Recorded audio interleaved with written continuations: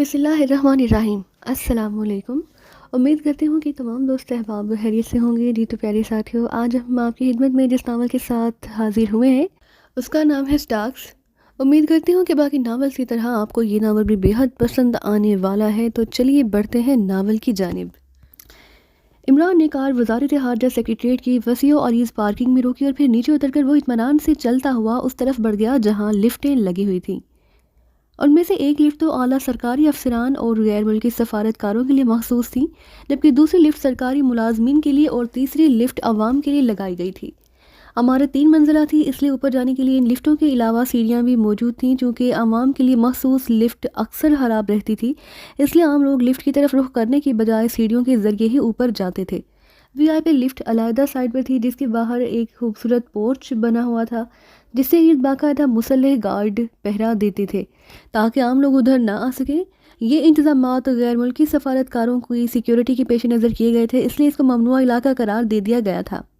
عمران عام طور پر جب بھی سر سلطان سے ملنے کے لیے آتا تو سیڑھیاں ہی استعمال کرتا تھا۔ اس نے کبھی لفٹ کی طرف توجہ نہ دی تھی، لیکن آج کار پارکنگ میں روکنے کے بعد اس کا رخ وی آئی پی لفٹ کی طرف تھا۔ اس کے جسم پر عام سا سوٹ تھا اور وہ چل بھی اس انداز میں رہا تھا جیسے یہ سوٹ اسے کسی نے زبردستی پہنا دیا ہو، اور وہ اسے پہن کر چلتے ہوئے ہاتھ سے گھبراہٹ اور بے چینی محسوس کر رہا تھا۔ ابھی وہ اس لفٹ سے کچھ فاصلے پر تھا کہ ایک مسلح گارڈ نے آگے بڑھ کر اسے روک دیا۔ گارڈ کے روکنے کا انداز خاصا جارحانہ تھا۔ یہ ممنوع علاقہ ہے، ادھر آپ نہیں جا سکتے، دوسری طرف سے سیڑھیاں ہیں، ادھر سے جائیے۔ گارڈ نے بات بھی ہاتھ سے جارحانہ لہجے میں کی تھی۔ یہ سیڑھیاں کہاں جاتی ہیں؟ عمران نے بڑے معصوم لہجے میں کہا۔ اوپر دفتر میں، گارڈ نے جواب دیا۔ اس ممنوع علاقے میں بھی جاتی ہیں؟ عمران نے اسی طرح معصوم سے لہجے میں پوچھا۔ ادھر وی آئی پی لفٹ ہے، اسے صرف اعلیٰ سرکاری افسران اور غیر ملکی سفارتکار ہی استعمال کرتے ہیں۔ گارڈز کو شاید اس کی معصومیت اور بھولپن پر ترس آ گیا، اس لیے اس نے باقاعدہ وضاحت کر دی تھی۔ وی آئی پی لفٹ مطلب ہے لفٹ وی آئی پی ہے، لیکن مجھے تو اسکول میں وی آئی پی کا معنی انتہائی اہم شخصیت بتایا گیا تھا، تو کیا یہ لفٹ شخصیت ہے؟ عمران کے لہجے میں بھولپن اور زیادہ بڑھ گیا۔ زیادہ زبان چلانے کی ضرورت نہیں ہے، سمجھے؟ میں نے ذرا منہ لگایا ہے تو سر پر چڑھنے لگ گئے ہو۔ چلو جاؤ ادھر، ورنہ گرفتار کر کے جیل میں ڈال دوں گا، گارڈ نے غضبناک ہوتے ہوئے کہا۔ شاید اس نے عمران کی بات سن کر یہ خیال کیا تھا کہ عمران اس کا مذاق اڑا رہا ہے۔ ارے اتنا غصہ دکھانے کی کیا ضرورت ہے؟ یہ تو علمی بات ہے، اور علمی باتوں میں غصہ نہیں دکھایا جاتا بلکہ نہ جاننے والے کو سمجھا دیا جاتا ہے، عمران نے قدرے سہمے ہوئے لہجے میں کہا۔ کیا بات ہے کمال، کیوں ان صاحب سے جھگڑ رہے ہو؟ اچانک ایک سیکیورٹی آفیسر نے آگے بڑھ کر مداخلت کرتے ہوئے کہا۔ وہ شاید قریب ہی موجود تھا اور اس نے سیکیورٹی گارڈ کی غصیلی آواز سن لی تھی۔ جناب، میں اسے سمجھا رہا ہوں کہ یہ ممنوع علاقہ ہے اور ادھر سیڑھیوں کی طرف جائے، لیکن اس نے الٹا میرا مذاق اڑانا شروع کر دیا۔ سیکیورٹی گارڈ نے، جس کا نام شاید کمال تھا، اپنے آفیسر سے مخاطب ہو کر کہا۔ آپ شاید ان کمال صاحب سے بھی زیادہ باکمال ہیں، میرا مطلب ہے ان کے افسر ہیں، عمران نے جھجکتے ہوئے کہا۔ آپ کون صاحب ہیں اور ادھر کیوں آ رہے ہیں جبکہ سیکیورٹی گارڈ نے آپ کو بتا دیا کہ یہ ممنوع علاقہ ہے؟ ادھر صرف وی آئی پی صاحبان کو آنے کی اجازت ہے، آفیسر نے بھی قدرے سخت لہجے میں کہا۔ لیکن یہ کمال صاحب تو بتا رہے تھے کہ ادھر وی آئی پی لفٹ ہے، اور ادھر میں نے ان سے یہی کہا تھا کہ مجھے تو اسکول میں یہی پڑھایا گیا ہے کہ وی آئی پی کا مطلب انتہائی اہم شخصیت ہوتی ہے، جس پر یہ صاحب غصہ دکھانے لگے۔ اب آپ فرما رہے ہیں کہ لفٹ وی آئی پی نہیں بلکہ وی آئی پی صاحبان ہوتے ہیں، لیکن کیا آپ بتائیں گے کہ وی آئی پی کن صاحبان کو کہا جاتا ہے؟ عمران نے اسی طرح معصوم سے لہجے میں کہا۔ آپ کے پاس شاید کوئی کام نہیں، اس لیے آپ ہاں ہمارا اور اپنا وقت ضائع کر رہے ہیں۔ میں نے جہاں مطلب بتانے کا سکول کھول رکھا ہے، چلیں واپس جائیں۔ سیکیورٹی آفیسر نے بھی جھنجھلاتے ہوئے کہا۔ سر بڑے صاحب آ رہے ہیں، اچانک ایک اور سیکیورٹی گارڈ نے قریب آ کر کہا، تو سیکیورٹی آفیسر اور پہلے سے موجود گارڈ عمران کو بھول بھال کر پورچ کی طرف بڑھ گئے۔ اسی لمحے دور سے سفید رنگ کی کار آتی دکھائی دی اور عمران کار کو دیکھتے ہی پہچان گیا کہ یہ سر سلطان کی کار ہے۔ سر سلطان نے اسے فون کر کے فوری طور پر اپنے آفس میں بلایا۔ چونکہ انہوں نے فوری طور پر آنے پر اصرار کیا تھا، اس لیے عمران بھی اسی وقت کار لے کر آفس پہنچ گیا، لیکن سر سلطان خود اب آ رہے تھے۔ کار تیزی سے آگے بڑھتی ہوئی اس پورچ کی طرف بڑھنے لگی، لیکن دوسرے لمحے کار کے ٹائر چیخ اٹھے اور کار ایک دھچکے سے رک گئی۔ سیکیورٹی گارڈ اور سیکیورٹی آفیسر یکلخت چوکنا ہو گئے، البتہ عمران اسی طرح بڑے اطمینان سے کھڑا رہا۔ اس کا انداز ایسا تھا جیسے وہ کوئی تماشائی ہو۔ کار کا دروازہ کھلا اور سر سلطان باہر آ گئے۔ ان کی نظریں عمران پر جمی ہوئی تھیں۔ وہ تیزی سے عمران کی طرف بڑھنے لگے تو سیکیورٹی آفیسر اور سیکیورٹی گارڈ بھی لپک کر ان کے پیچھے آئے۔ السلام علیکم ورحمۃ اللہ وبرکاتہ، آپ شاید بڑے صاحب ہیں؟ عمران نے سر سلطان کے قریب آنے پر بڑے مودبانہ لیکن معصومانہ لہجے میں کہا۔ وعلیکم السلام، لیکن تم یہاں کیوں کھڑے ہو؟ سر سلطان نے انتہائی حیرت اور تشویش بھرے لہجے میں کہا، آپ کی سیکیورٹی گارڈ کا کمال کا کہنا ہے کہ ادھر وی آئی پی لفٹ ہے اور کمال کے آفیسر با کمال صاحب کا فرمان ہے کہ ادھر وی آئی پی صاحبان آتے ہیں، لیکن وی آئی پی کا مطلب نہ کمال صاحب بتا رہے ہیں اور نہ با کمال صاحب۔ عمران نے اسی طرح معصوم سے لہجے میں کہا، اور تم کس چکر میں پھنس گئے ہو؟ آؤ میرے ساتھ، انتہائی اہم اور فوری نوعیت کا معاملہ ہے۔ سر سلطان نے عمران کا بازو پکڑا اور اسے اسی طرح گھسیٹ کر لفٹ کی طرف لے جانے لگے، جیسے عمران نے ذرا بھی مزاحمت کی تو وہ اسے کاندھے پر اٹھا کر لے جانے سے بھی دریغ نہیں کریں گے۔ ارے لیکن وہ وی آئی پی، وہ تو، عمران نے احتجاج کرتے ہوئے کہا، آؤ پلیز عمران، صورتحال بے حد نازک ہے۔ سر سلطان نے کہا تو عمران کو محسوس ہوا کہ سر سلطان واقعی بے حد پریشان ہے۔ اوکے چلیں، اب میں کیا کہہ سکتا ہوں، آپ تو شاید پارس ہیں کہ مجھ جیسا پتھر بھی آپ کے ساتھ ہو تو وی آئی پی بن جاتا ہے، کیوں کمال اور با کمال صاحب؟ عمران نے سر سلطان کے پیچھے حیرت سے منہ کھولے آتے ہوئے سیکیورٹی گارڈ اور سیکیورٹی آفیسر کی طرف دیکھتے ہوئے کہا۔ سیکیورٹی آفیسر نے انتہائی بوکھلائے ہوئے لہجے میں کچھ کہنا چاہا، لیکن سر سلطان عمران کو بازو سے پکڑے اسے تقریباً گھسیٹتے ہوئے آگے لے گئے۔ آخر ہو کیا گیا ہے جو آپ اس قدر جارحانہ موڈ میں ہیں؟ عمران نے لفٹ میں داخل ہوتے ہوئے کہا، ابھی چل کر بتاتا ہوں۔ میٹنگ ہال میں ایک افریقی ملک کے سفیر اور ان کے ملک کے اہم افسر موجود ہیں، ان سے بات ہوگی، لیکن پلیز عمران تم نے وہاں کوئی حماقت نہیں کرنی، یہ میری عزت کا سوال ہے۔ سر سلطان نے اسی طرح پریشان سے لہجے میں کہا، چلیے وعدہ کہ کوئی حماقت نہیں کروں گا، یہ سوچ لیجیے آپ نے بھی حماقت کرنے کا لفظ کہا ہے اور میں نے بھی وعدہ حماقت نہ کرنے کا کیا ہے۔ اب جو چیز خود بخود ہو جائے تو اس پر تو ظاہر ہے نہ آپ کا کنٹرول ہو سکتا ہے نہ میرا، عمران نے مسکراتے ہوئے جواب دیا۔ لیکن اسی لمحے لفٹ رکی اور اس کا دروازہ کھل گیا۔ سر سلطان تیزی سے باہر نکلے، پھر اسی طرح تیز سے قدم اٹھاتے ہوئے اپنے آفس کی طرف بڑھنے لگے، جیسے اگر انہیں چند لمحوں کی بھی دیر ہو گئی تو قیامت برپا ہو جائے گی۔ عمران ان کی کیفیت دیکھ کر خود بہت سنجیدہ ہو گیا، کیونکہ وہ سر سلطان کی طبیعت اور فطرت سے اچھی طرح واقف تھا، اس لیے اسے احساس ہو گیا کہ معاملہ انتہائی گھمبیر اور نازک ہے، اس وجہ سے سر سلطان اس قدر پریشان ہو رہے ہیں۔ آفس میں داخل ہو کر سر سلطان عمران کو ساتھ لیے سیدھے ایک سائڈ پر بنے ہوئے میٹنگ ہال کی طرف بڑھنے لگے۔ آپ نے تو مجھے فوری طور پر بلا لیا تھا، لیکن آپ خود، عمران نے ان کی پریشانی کا گراف کم کرنے اور ان کے ذہن کو بدلنے کے لیے کرتے ہوئے کہا، مجھے فوری طور پر صدر مملکت کے پاس جانا پڑا تھا۔ سر سلطان نے مختصر سا جواب دیا اور میٹنگ ہال کا دروازہ کھول کر وہ اندر داخل ہو گئے۔ عمران بھی ان کے پیچھے اندر داخل ہوا تو اس نے دیکھا کہ ہال میں 3 افریقی موجود تھے۔ سر سلطان کے اندر داخل ہوتے ہی وہ سب احتراماً اٹھ کر کھڑے ہو گئے۔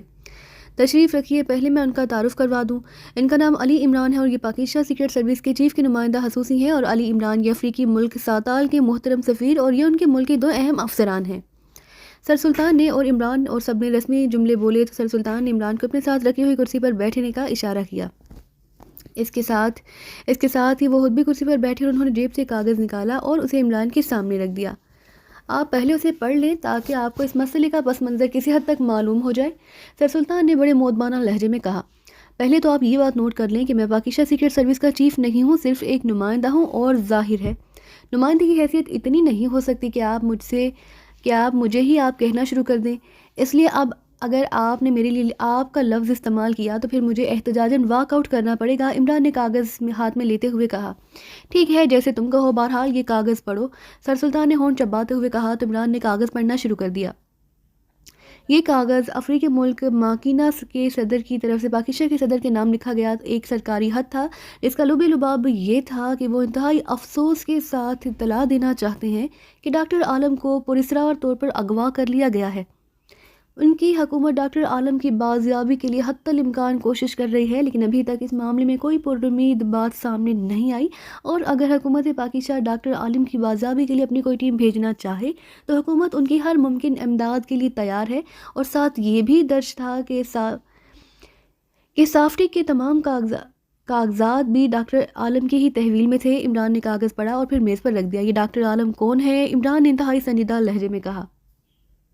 میں تمہیں پس منظر بتاتا ہوں، جنوبی افریقی ممالک معدنیات سے مالا مال ہیں، اس لیے ایکریمیا اور یورپ کے ممالک نے ان کے ملکوں پر جابرانہ قبضہ کر رکھا تھا، لیکن وہاں کے عوام کی بیداری اور بے پناہ جدوجہد کے نتیجے میں یہ ممالک آزاد ہو گئے اور انہوں نے اپنے ملک سے ملنے والی معدنیات کو خود استعمال کرنے کی پلاننگ شروع کر دی۔ اس سلسلے میں مختلف ممالک کے ماہرین کو انہوں نے دعوت دی، چنانچہ پاکستان کے ماہرین ارضیات بھی ان ممالک میں کام کرتے رہے۔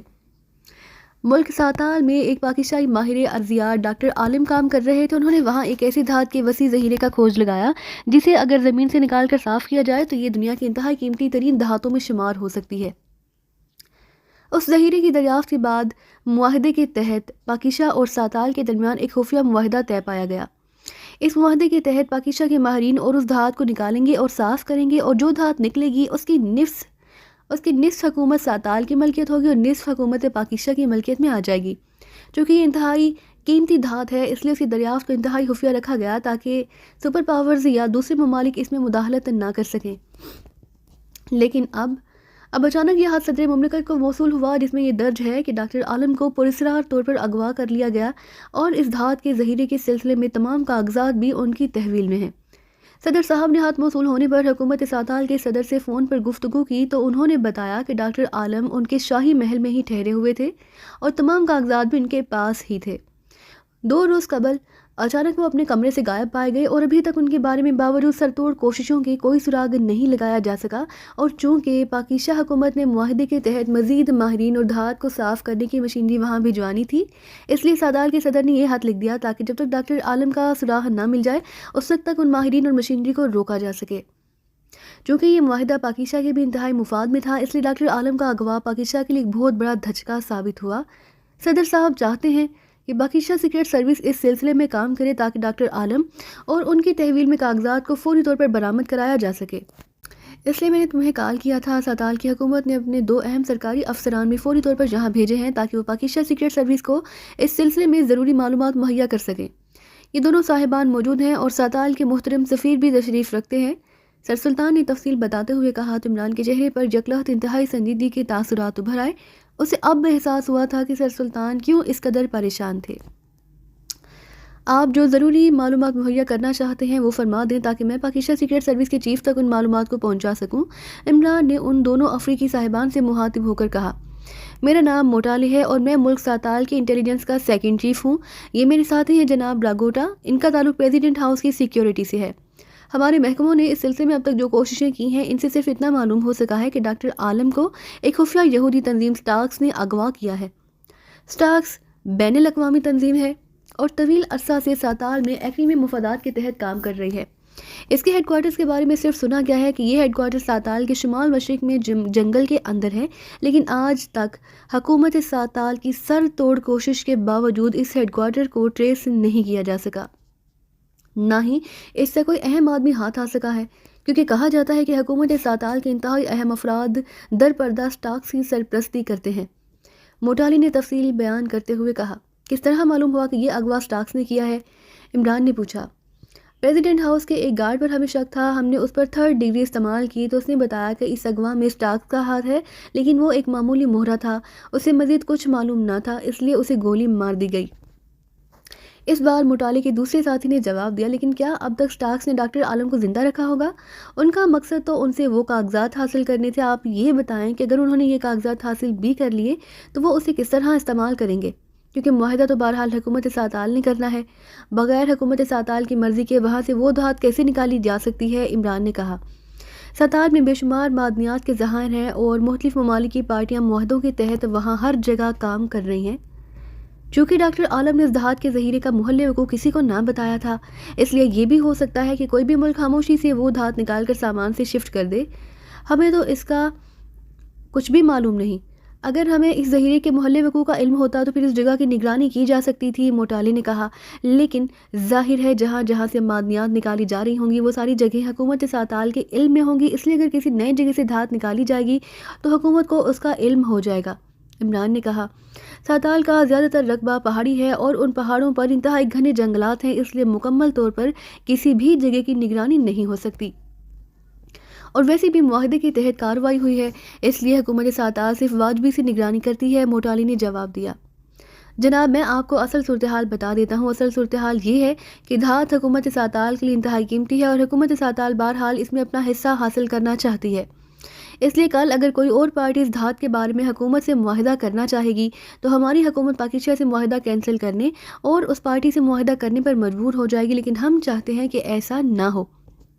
لیکن اگر ایسا ہو گیا تو پھر حکومت مجبور ہوگی، اس بار سفیر نے کہا۔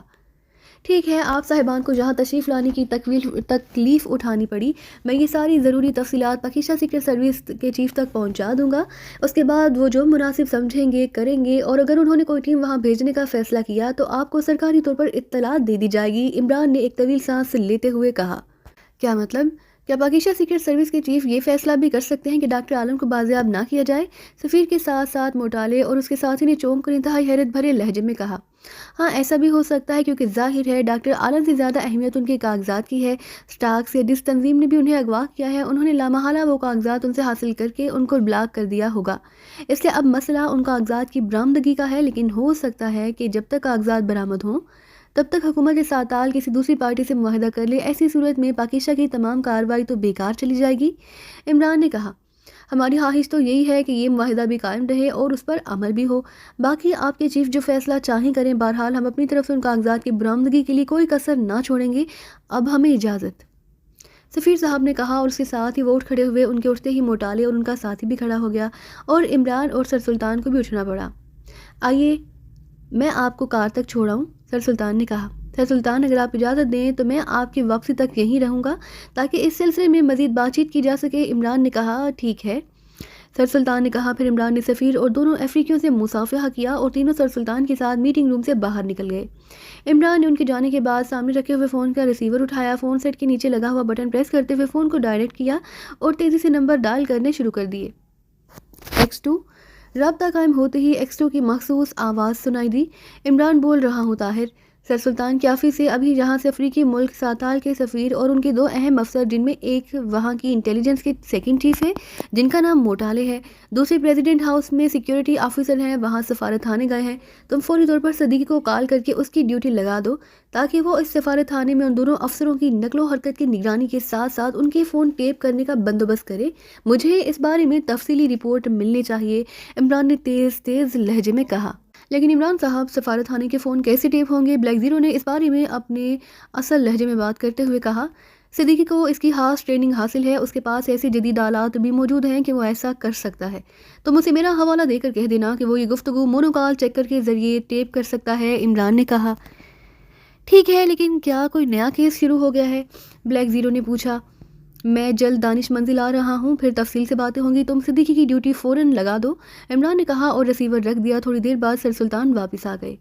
ہاں اب بتاؤ کہ اس سلسلے میں کیا کرو گے؟ سر سلطان نے اندر داخل ہوتے ہی عمران سے مخاطب ہو کر کہا، جو ان کی آمد پر ان کے استقبال کے لیے اٹھ کر کھڑا ہو چکا تھا۔ آپ پہلے مجھے یہ بتائیں کہ ڈاکٹر عالم کی اصل رپورٹ کہاں ہے؟ عمران نے کہا۔ اصل رپورٹ کیا مطلب؟ سر سلطان نے کرسی پر بیٹھتے ہوئے حیرت بھرے لہجے میں کہا۔ ہماری حکومت نے معاہدہ کر لیا۔ کیا یہ معاہدہ صرف ڈاکٹر عالم کی زبانی بات سن کر کیا گیا تھا؟ ظاہر ہے انہوں نے اس سلسلے میں تفصیلی اور تحقیقی رپورٹ تیار کی ہوگی، پھر اس پر ماہرین کے بورڈ نے غور کیا ہوگا، اس کی فیزیبلٹی رپورٹ تیار کی گئی ہوگی، دھات کے ذخیرے کا حجم، اس کی مالیت، اس جگہ کا محل وقوع، اس کے نقشے، وہاں اسے صاف کرنے کے لیے لگائی جانے والی مشینری کی قیمت اور تفصیلی رپورٹیں۔ یہ سب کچھ مکمل ہونے کے بعد ہی سرکاری طور پر یہ معاہدہ کیا گیا ہوگا۔ یہ سب رپورٹیں کہاں ہیں؟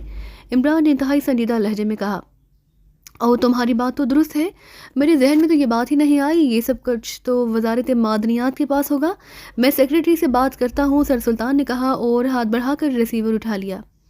یس سر، ان کے دوبار کریڈل دباتے ہی دوسری طرف سے ان کی سیکریٹری کی مودبانہ آواز سنائی دی۔ سیکریٹری معدنیات ڈاکٹر خالد صاحب سے بات کراؤ، سر سلطان نے کہا اور ریسیور رکھ دیا۔ ڈاکٹر عالم صدر مملکت کے انتہائی قریبی رشتہ دار ہیں، اس لیے صدر صاحب اس سلسلے میں ذاتی دلچسپی بھی لے رہے ہیں، سر سلطان نے ریسیور رکھتے ہوئے کہا۔ تو عمران چونک پڑا۔ آپ کا مطلب ہے کہ یہ ساری پریشانی رشتہ داری کی وجہ سے ہے؟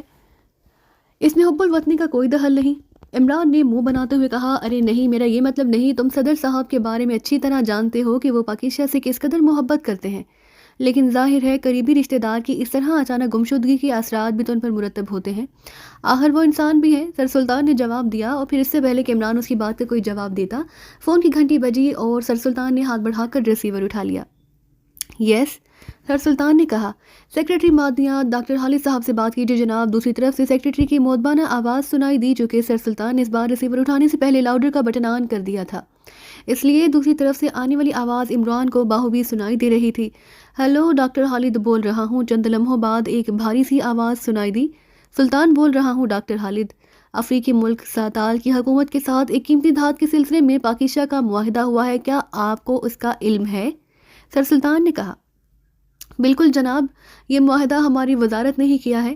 دوسری طرف سے جواب دیا گیا، ڈاکٹر عالم صاحب نے یہ دھات دریافت کی اور ان کی رپورٹ پر ہی یہ معاہدہ ہوا تھا۔ ڈاکٹر عالم صاحب نے اس سلسلے میں فیزیبلٹی رپورٹ داخل کرائی ہوگی، وہ رپورٹ مجھے چاہیے، سر سلطان نے کہا۔ سوری سر سلطان، ایسی کوئی رپورٹ ہماری وزارت کے پاس نہیں۔ ڈاکٹر عالم صاحب صدر صاحب کے قریبی عزیز ہیں۔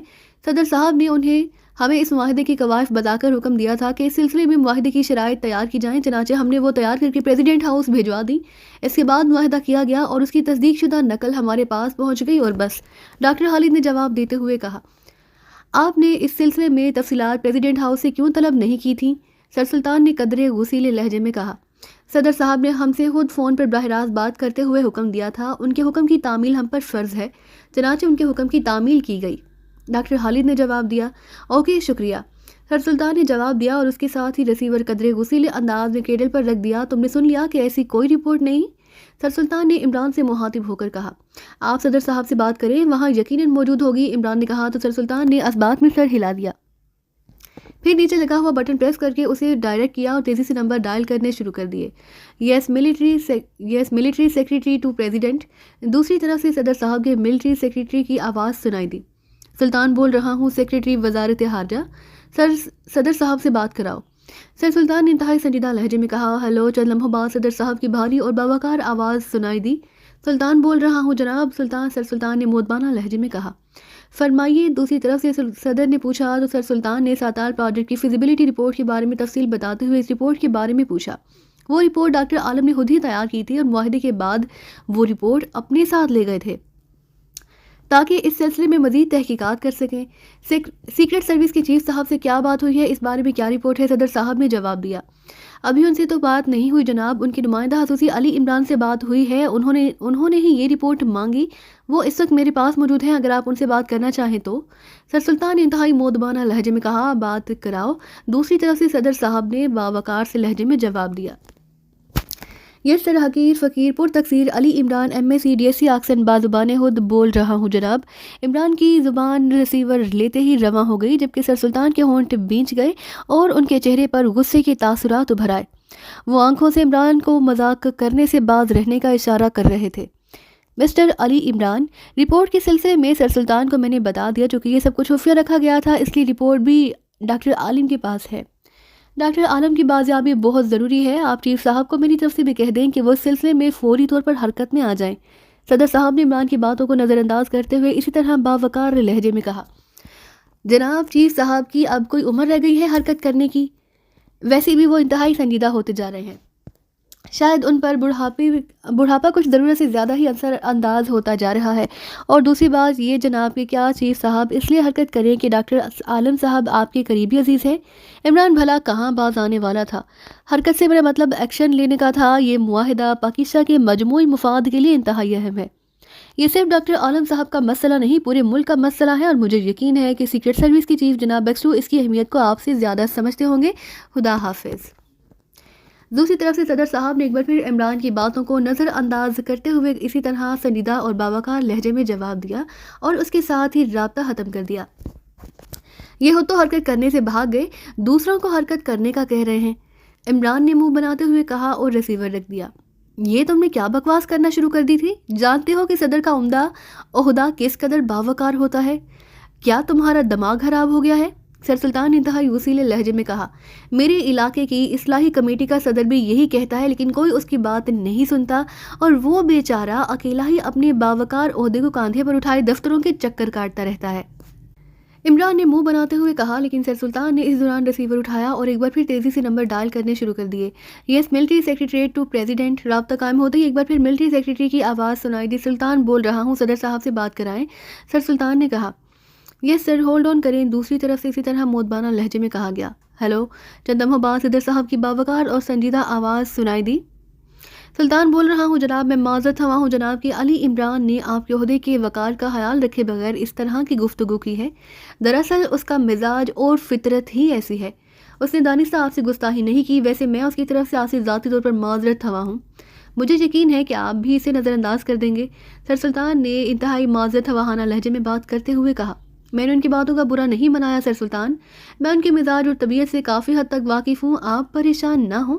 عمران صاحب کی ہر بات قابل قبول ہو سکتی ہے، جن کی بے پناہ صلاحیتیں ملک و قوم کے لیے مسلسل کام آ رہی ہوں، خدا حافظ۔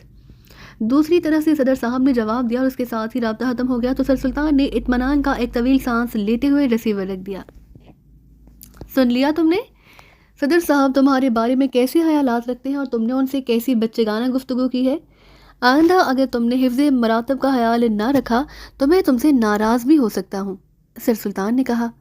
صدر صاحب واقعی وسیع القلب اور اعلیٰ ظرف کے مالک ہیں، لیکن مجھے یقین ہے کہ آئندہ وہ بھی حفظ مراتب کا خیال رکھیں گے، عمران نے مسکراتے ہوئے کہا۔ کیا مطلب؟ انہوں نے مراتب کی کون سی خلاف ورزی کی ہے؟ سر سلطان نے حیران ہوتے ہوئے کہا۔ انہوں نے سیکرٹ سروس کے چیف ایکسٹو کو حرکت کرنے کے لیے کہا۔ اب آپ خود ہی سوچیں کہ کیا جناب ایکسٹو صاحب کے لیے ایسے الفاظ کہنے انہیں زیب دیتے ہیں؟ عمران نے مسکراتے ہوئے کہا تو سر سلطان بے احتیاط ہنس پڑے۔ وہ تو انہوں نے محاورتاً کہہ دیا تھا، ویسے کاش انہیں معلوم ہوتا کہ وہ خود کیسی کیسی حرکتیں کرتا رہتا ہے۔ سر سلطان نے ہنستے ہوئے جواب دیا۔ ان کا موڈ بدل گیا تھا۔ حرکت میں برکت ہوتی ہے جناب، اس لیے آپ اب مجھے حرکت میں آنے اور جہاں سے جانے سے منع نہیں کریں گے، عمران نے مسکراتے ہوئے جواب دیا اور اس کے ساتھ ہی وہ کرسی سے اٹھ کھڑا ہوا۔ لیکن اس کیس کے سلسلے میں تم نے کیا فیصلہ کیا ہے؟ سر سلطان نے بھی اٹھتے ہوئے کہا۔ ابھی کچھ کہا نہیں جا سکتا، میں نے بلیک زیرو کو یہاں سے فون کر کے ایک اہم رپورٹ حاصل کرنے کے لیے کہا ہے، اس کے بعد کوئی فیصلہ کروں گا۔ ویسے اس ملاقات میں اس دوسرے افسر کی باتوں سے مجھے تو ایک اور شک پڑ رہا ہے کہ کہیں ڈاکٹر عالم کی گمشدگی میں خود حکومت ساتال کا ہی ہاتھ نہ ہو، وہ شاید کسی وجہ سے پاکستان سے معاہدہ ختم کرنا چاہتی ہے۔ عمران نے میٹنگ ہال سے نکل کر آفس میں آتے ہوئے کہا، میں وزارت خارجہ کا سیکرٹری ہوں اور اس عہدے پر رہنے کی وجہ سے مجھے اکثر غیر ملکی صدر اور ایسے ہی دوسرے افراد سے ملنا پڑتا ہے۔ ساتال کے صدر سے بھی کئی بار مل چکا ہوں۔ میرا ذاتی خیال ہے کہ وہ اس معاملے میں شریک نہیں ہو سکتے، البتہ ہو سکتا ہے کہ کوئی اور سلسلہ ہو، سر سلطان نے جواب دیا۔ ابھی تو میں نے صرف شک کا اظہار کیا ہے، اصل حالات تو بعد میں سامنے آئیں گے۔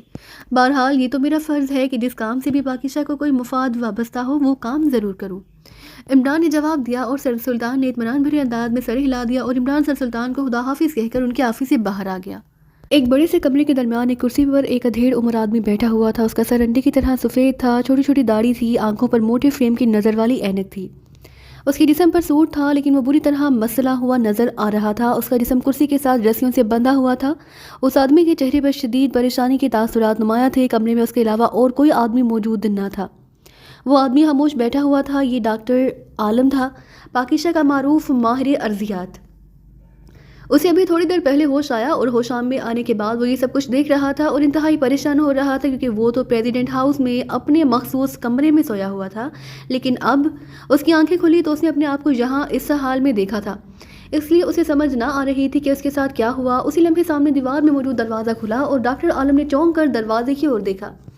دوسرے لمحے وہ یہ دیکھ کر چونک پڑا کہ دروازے سے دو ایکریمی اندر داخل ہو رہے ہیں، ان کے پیچھے دو مقامی افراد تھے اور مقامی افراد کے ہاتھوں میں مشین گنیں تھیں۔ تمہیں ہوش آ گیا ڈاکٹر عالم؟ ایک غیر ملکی نے آگے بڑھ کر مسکراتے ہوئے کہا، اس کے ساتھ ہی دو ڈاکٹر عالم کی کرسی کے سامنے موجود دو کرسیوں میں سے ایک پر بیٹھ گیا، اس کے ساتھ دوسرا ایکریمی بغیر کچھ کہے خاموشی سے ساتھ والی کرسی پر بیٹھ گیا، جبکہ دونوں مقامی مسلح آدمی ان کے پیچھے بڑے چوکنے انداز میں کھڑے ہو گئے تھے۔ تم لوگ کون ہو اور یہ کون سی جگہ ہے؟ مجھے یہاں کیوں لایا گیا اور کیوں باندھا گیا ہے؟ ڈاکٹر عالم نے خشک لہجے میں کہا تو وہ ایکریمی بے احتیاط ہنس پڑا۔ ایک ہی سانس میں اتنے سوالات؟ بہرحال میں تمہارے سوالات کے جوابات دیتا ہوں۔ میرا نام گرناڈ ہے اور یہ میرا ساتھی ہے جیکب۔ یہ تو ہوا ہمارا تعارف۔ تمہیں بے ہوش کر کے جہاں لایا گیا اور باندھا اس لیے گیا کہ تم ہمارے ساتھ تعاون نہ کرو تو اطمینان سے تمہاری ہڈیاں توڑ دی جائیں۔ اس آدمی نے جس نے اپنا نام گرناڈ بتایا تھا بڑے ٹھنڈے لہجے میں مسکراتے ہوئے کہا، کس قسم کا تعاون؟ ڈاکٹر عالم نے چونک کر کہا، ہمیں معلوم ہے کہ تمہارا تعلق پاکستان سے ہے اور تم نے یہاں سروے کرنے کے بعد ایک انتہائی قیمتی دھات سولنم کا ایک کافی بڑا ذخیرہ دریافت کر لیا ہے اور تمہاری رپورٹ کے مطابق حکومت ساتال نے اس دھات کو نکالنے اور اسے صاف کرنے کا معاہدہ حکومت پاکستان سے کر لیا ہے، لیکن ہم ایسا نہیں چاہتے۔ یہ دھات ہم خود نکالنا چاہتے ہیں اور خود ہی فروخت کرنا چاہتے ہیں۔ تمہیں اس لیے اغوا کیا گیا ہے تاکہ تم ہمیں اپنی وہ رپورٹ دے دو جو تم نے اس بارے میں تیار کی ہے۔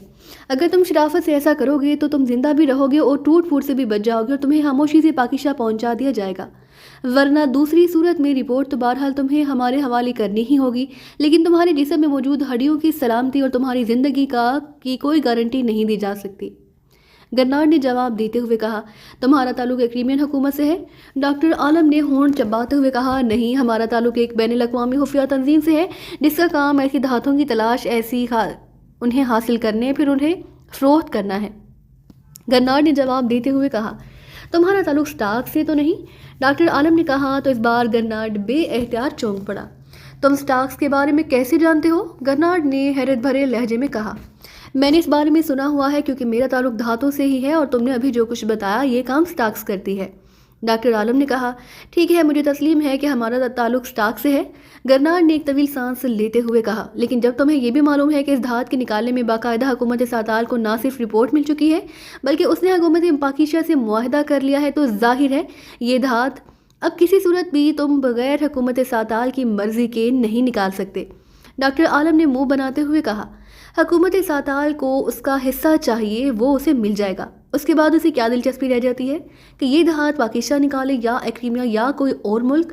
گرناڈ نے جواب دیا، تو پھر تمہیں حکومت ساتال سے براہ راست رابطہ کرنا چاہیے تھا۔ ڈاکٹر عالم نے کہا، اس سے ہمارا رابطہ موجود ہے اور وہیں سے ہمیں علم ہوا کہ تم نے کوئی رپورٹ ابھی تک حکومت ساتال کے حوالے نہیں کی، سب کچھ تم نے اپنے پاس رکھا ہوا ہے۔ اور یہ بھی سن لو کہ اب تک تم نے اس لیے باتیں ہو رہی ہیں کہ میرے نقطۂ نظر سے تم ایک عالم اور ماہر آدمی ہو اور میں نہیں چاہتا کہ تم پر کسی قسم کا تشدد ہو، لیکن اب تمہاری سوالات ختم ہو جانے چاہیے، تم ہمیں بتاؤ کہ وہ رپورٹ کہاں ہے؟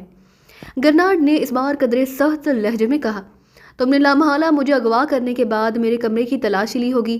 ڈاکٹر عالم نے کہا، ہاں، لیکن ہمیں وہاں سے کوئی رپورٹ نہیں ملی۔ گرناڈ نے جواب دیا، تو اس سے تم سمجھ سکتے ہو کہ میرے پاس کوئی رپورٹ موجود نہیں۔ ڈاکٹر عالم نے کہا، تو پھر کہاں ہے؟ گرناڈ نے پوچھا۔ پاکیزہ میں ہے، وزارت معدنیات کے پاس۔ ڈاکٹر عالم نے جواب دیا تو گرناڈ بے احتیاط چونک پڑا۔ تو پھر تم یہاں کیا کر رہے ہو؟ گرناڈ نے ہونٹ بھینچتے ہوئے کہا، اس کی پیشانی پر شکنوں کی خاصی تعداد ابھر آئی تھی۔ میں تو یہاں اور کام کر رہا ہوں، میں نے صرف یہی ایک دیہات دریافت کر کے خاموش تو نہیں ہو جانا تھا، میرا تو کام ہی یہی ہے کہ میں اس سلسلے میں مسلسل کوششیں کرتا رہوں۔ ڈاکٹر عالم نے کہا، اور اگر تمہاری وزارت سے یہ رپورٹ نہ ملی تو پھر؟ گرناڈ نے چند لمحے خاموش رہنے کے بعد کہا، موجود تو وہیں ہونی چاہیے، تعلق بھی انہی کا بنتا ہے۔ ڈاکٹر عالم نے کہا، اوکے، ہم معلوم کر لیتے ہیں، اس کے بعد تم سے باتیں ہوں گی۔ گرناڈ نے اٹھتے ہوئے کہا، لیکن کیا میں اس وقت تک یہاں بند رہوں گا؟ ڈاکٹر عالم نے کہا، ابھی زیادہ وقت نہیں لگے گا، زیادہ سے زیادہ 1 گھنٹے کے اندر معلوم ہو جائے گا، بلکہ وہاں سے رپورٹ فیکس ہو کر یہاں پہنچ جائے گی۔ گرناڈ نے جواب دیا اور واپس دروازے کی طرف مڑ گیا۔ اس کے ساتھی بھی دروازے کی طرف مڑ گئے اور چند لمحوں بعد وہ سب کمرے سے باہر نکلتے چلے گئے اور اس کے ساتھ ہی دروازہ بند ہو گیا۔ ڈاکٹر عالم نے ایک طویل سانس لیا، اس کے چہرے پر شدید پریشانی کے تاثرات ابھر آئے تھے۔ ابھی کیا کیا جائے؟ یہ لوگ تو اب معاف نہیں کریں گے اور میں ان کا مقابلہ نہیں کر سکتا، ڈاکٹر عالم نے بڑبڑاتے ہوئے کہا۔ پھر اس نے یکلخت چیخنا شروع کر دیا۔ 2-3 بار چیخنے کے بعد دروازہ ایک بار پھر کھلا اور وہی مقامی آدمی اندر آ گئے جو پہلے ان غیر ملکیوں کے ساتھ آئے تھے۔ کیا بات ہے، کیوں چیخ رہے ہو؟ ان میں سے ایک نے انتہائی سخت لہجے میں کہا، مجھے ٹوائلٹ کی شدید حاجت محسوس ہو رہی ہے، مجھے شدید تکلیف ہے، اگر میں ٹوائلٹ نہ گیا تو مجھے کچھ بھی ہو سکتا ہے، پلیز مجھے ٹوائلٹ تک لے جاؤ۔ ڈاکٹر عالم نے اسی طرح بینچے لہجے میں کہا جیسے واقعی انہیں شدید تکلیف محسوس ہو رہی ہو۔ ٹھیک ہے، چلو، ان میں سے ایک نے کہا اور آگے بڑھ کر اس نے ڈاکٹر عالم کی رسیاں کھولنا شروع کر دیں۔ یہ سن لو، اگر تم نے کوئی شرارت کی تو ایک لمحے میں گردن ٹوٹ جائے گی، دوسرے نے کہا۔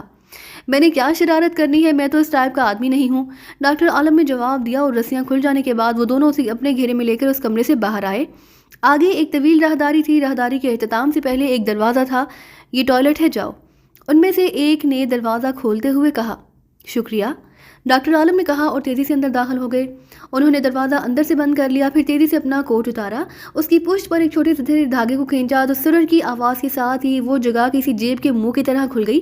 ڈاکٹر عالم نے ہاتھ اندر ڈالا اور جب ان کا ہاتھ باہر آیا تو ان کے ہاتھ میں ایک مائکرو فلم تھی جسے خصوصی طور پر چپٹے انداز میں بنایا گیا تھا۔ ڈاکٹر عالم کو چونکہ ساتال میں رہتے اور کام کرتے ہوئے کافی عرصہ گزر گیا تھا اور انہیں اسٹاکس کے بارے میں معلومات حاصل تھی، انہیں معلوم تھا کہ پہلے بھی اسٹاکس نے اس طرح کاغذات حاصل کر لیے تھے، اس لیے وہ بے حد محتاط رہتے تھے۔ یہی وجہ تھی کہ انہوں نے کوئی رپورٹ نہ ہی پاکیزہ میں چھوڑی نہ ہی حکومت ساتال کے حوالے کی۔ چونکہ پاکیزہ کے صدر ان کے قریبی عزیز تھے اور ان پر بے حد اعتماد کرتے تھے، اس لیے انہوں نے صدر سے اس رپورٹ کو خفیہ رکھنے کی اجازت لے لی اور حکومت ساتال نے بھی پاکیزہ کے صدر کی بات پر یقین کرتے ہوئے معاہدہ کر لیا تھا۔ ڈاکٹر عالم نے یہ رپورٹ کمپیوٹر پر خصوصی کوڈ میں تیار کرنے کے بعد اسے مائکرو فلم میں تبدیل کرا لیا۔ ان کے کمرے میں موجود جہاں وہ رہائش پذیر تھے اسے جدید مائکرو کمپیوٹر موجود تھے جس میں یہ مائکرو فلم لگا کر وہ اس رپورٹ پر مزید کام آسانی سے کر لیتے تھے۔ اس فلم کی حفاظت کے لیے انہوں نے اپنے کوڈ کی پشت پر خفیہ خانہ بھی تیار کرایا تھا۔ یہی وجہ تھی کہ اسٹارکس کو ان کے کمرے میں رپورٹ نہ مل سکی اور اب وہ اس فلم کو کسی ایسی جگہ محفوظ کرنا چاہتے تھے جہاں سے سوائے ان کے اور کسی کو نہ مل سکے۔ ٹوائلٹ کی دیواروں اور فرش پر ماربل لگا ہوا تھا، لیکن شاید ٹوائلٹ کو بنے ہوئے کافی عرصہ ہو گیا، اس لیے جگہ جگہ سے ماربل پلیٹوں کے کنارے ٹوٹ سے گئے۔ اس طرح کئی جگہوں پر ایسے رہنے سے بن گئے جن میں یہ فلم آسانی سے چھپائی جا سکتی تھی۔ انہوں نے یہ فلم ایک رہنے میں ڈالی اور پھر اسے انگلی کی مدد سے آگے کو دبایا تو وہ یہ دیکھ کر حیران رہ گئے کہ فلم کافی اندر چلی گئی تھی۔ شاید اس رہنے کے عقب میں دیوار میں کوئی سوراخ تھا۔ جب ان کی انگلی نے مزید آگے جانے سے انکار کر دیا تو انہوں نے انگلی نکالی۔ ایک لمحے کے لیے غور سے اس رہنے کو دیکھنے کے بعد وہ مطمئن ہو کر باہر آئے۔ بہت شکریہ، لیکن کیا میرا دوبارہ باندھا جانا ضروری ہے؟ ڈاکٹر عالم نے کہا۔ ہاں، حکم یہی ہے اور ہم نے حکم کی تعمیل کرنی ہے، ایک مقامی آدمی نے کہا اور ڈاکٹر عالم خاموش ہو گئے۔ اس طرح ڈاکٹر عالم کو اسی کمرے میں واپس لا کر ایک بار پھر کرسی پر بٹھا کر رسیوں سے باندھ دیا گیا اور وہ دونوں مقامی آدمی کمرے سے باہر چلے گئے۔ دروازہ بند ہو گیا۔ ڈاکٹر عالم اب ذہنی طور پر بے حد مطمئن سے ہو گئے۔ اب ان کی تلاشی لینے پر بھی یہ فلم انہیں نہیں مل سکتی۔ ویسے بھی انہیں یقین تھا کہ انہیں اس بات کا تصور بھی نہ ہوگا کہ پروجیکٹ کی رپورٹ کسی مائکرو فلم میں تبدیل کر دی گئی ہوگی، لیکن پھر ایک خیال کے آتے ہی وہ بے احتیاط چونک پڑے۔ اور یہ بات تو میں نے سوچی ہی نہ تھی، اگر انہوں نے تشدد کیا تو پھر؟ ڈاکٹر عالم نے بڑبڑاتے ہوئے کہا۔ اتنی بات تو وہ بھی سمجھتے ہیں کہ وہ ان کے تشدد کا مقابلہ نہیں کر سکتے۔ ویسے بھی وہ دل کے مریض تھے، ہو سکتا ہے کہ تشدد کی وجہ سے وہ ہلاک ہو جائیں، تو ایسی صورت میں بھی مائکرو فلم تو ضائع ہو جائے گی اور پاکیزہ کا بھی نقصان ہوگا۔ اس لیے اب وہ سوچ رہے تھے کہ انہیں کیا کرنا چاہیے، لیکن کوئی بات ان کی سمجھ میں نہ آ رہی تھی۔ اور پھر وہ ایسی کوئی ترکیب سوچتے رہے۔ کافی وقت گزر گیا اور ایک دفعہ پھر دروازہ کھلا اور گرناڈ اور اس کا ساتھی اندر آ گئے، لیکن ان دونوں کے چہرے بگڑے ہوئے نظر آ رہے تھے۔ ان کے پیچھے وہی دونوں مقامی آدمی تھے۔ تم نے ہمارے ساتھ جھوٹ بولا ہے، وہاں کوئی رپورٹ نہیں، ہم نے تمام معلومات حاصل کر لی ہیں اور اب تمہیں بتانا پڑے گا کہ رپورٹ کہاں ہے۔ گرناڈ نے انتہائی درست لہجے میں کہا۔ یہ کیسے ہو سکتا ہے کہ رپورٹ وہاں نہ ہو؟ تم میری بات کراؤ سیکرٹری معدنیات سے، ڈاکٹر عالم نے کہا۔ نہیں، اب کوئی بات نہیں ہو سکتی، اب تمہیں خود ہی سب کچھ بتانا پڑے گا، بولو ورنہ۔ گرناڈ نے انتہائی بگڑے ہوئے لہجے میں کہا اور اس کے ساتھ ہی اس نے کوٹ کی اندرونی جیب سے ایک تیز دھار خنجر باہر نکال لیا۔ سنو مسٹر، میں دل کا مریض ہوں، اس لیے اگر تم نے مجھ پر تشدد کیا تو میں ہلاک ہو جاؤں گا، اس لیے تمہاری بہتری اسی میں ہے کہ تم مجھ پر تشدد نہ کرو۔ تمہیں رپورٹ چاہیے، وہ تمہیں مل جائے گی، یہ میرا وعدہ۔ ڈاکٹر عالم نے کہا۔ ہم تمہاری لاش سے بھی اگلوا لیں گے، سمجھے؟ بولو کہاں ہے رپورٹ؟ گرناڈ نے پہلے سے زیادہ بگڑے ہوئے لہجے میں کہا اور تیزی سے آگے بڑھنے لگا۔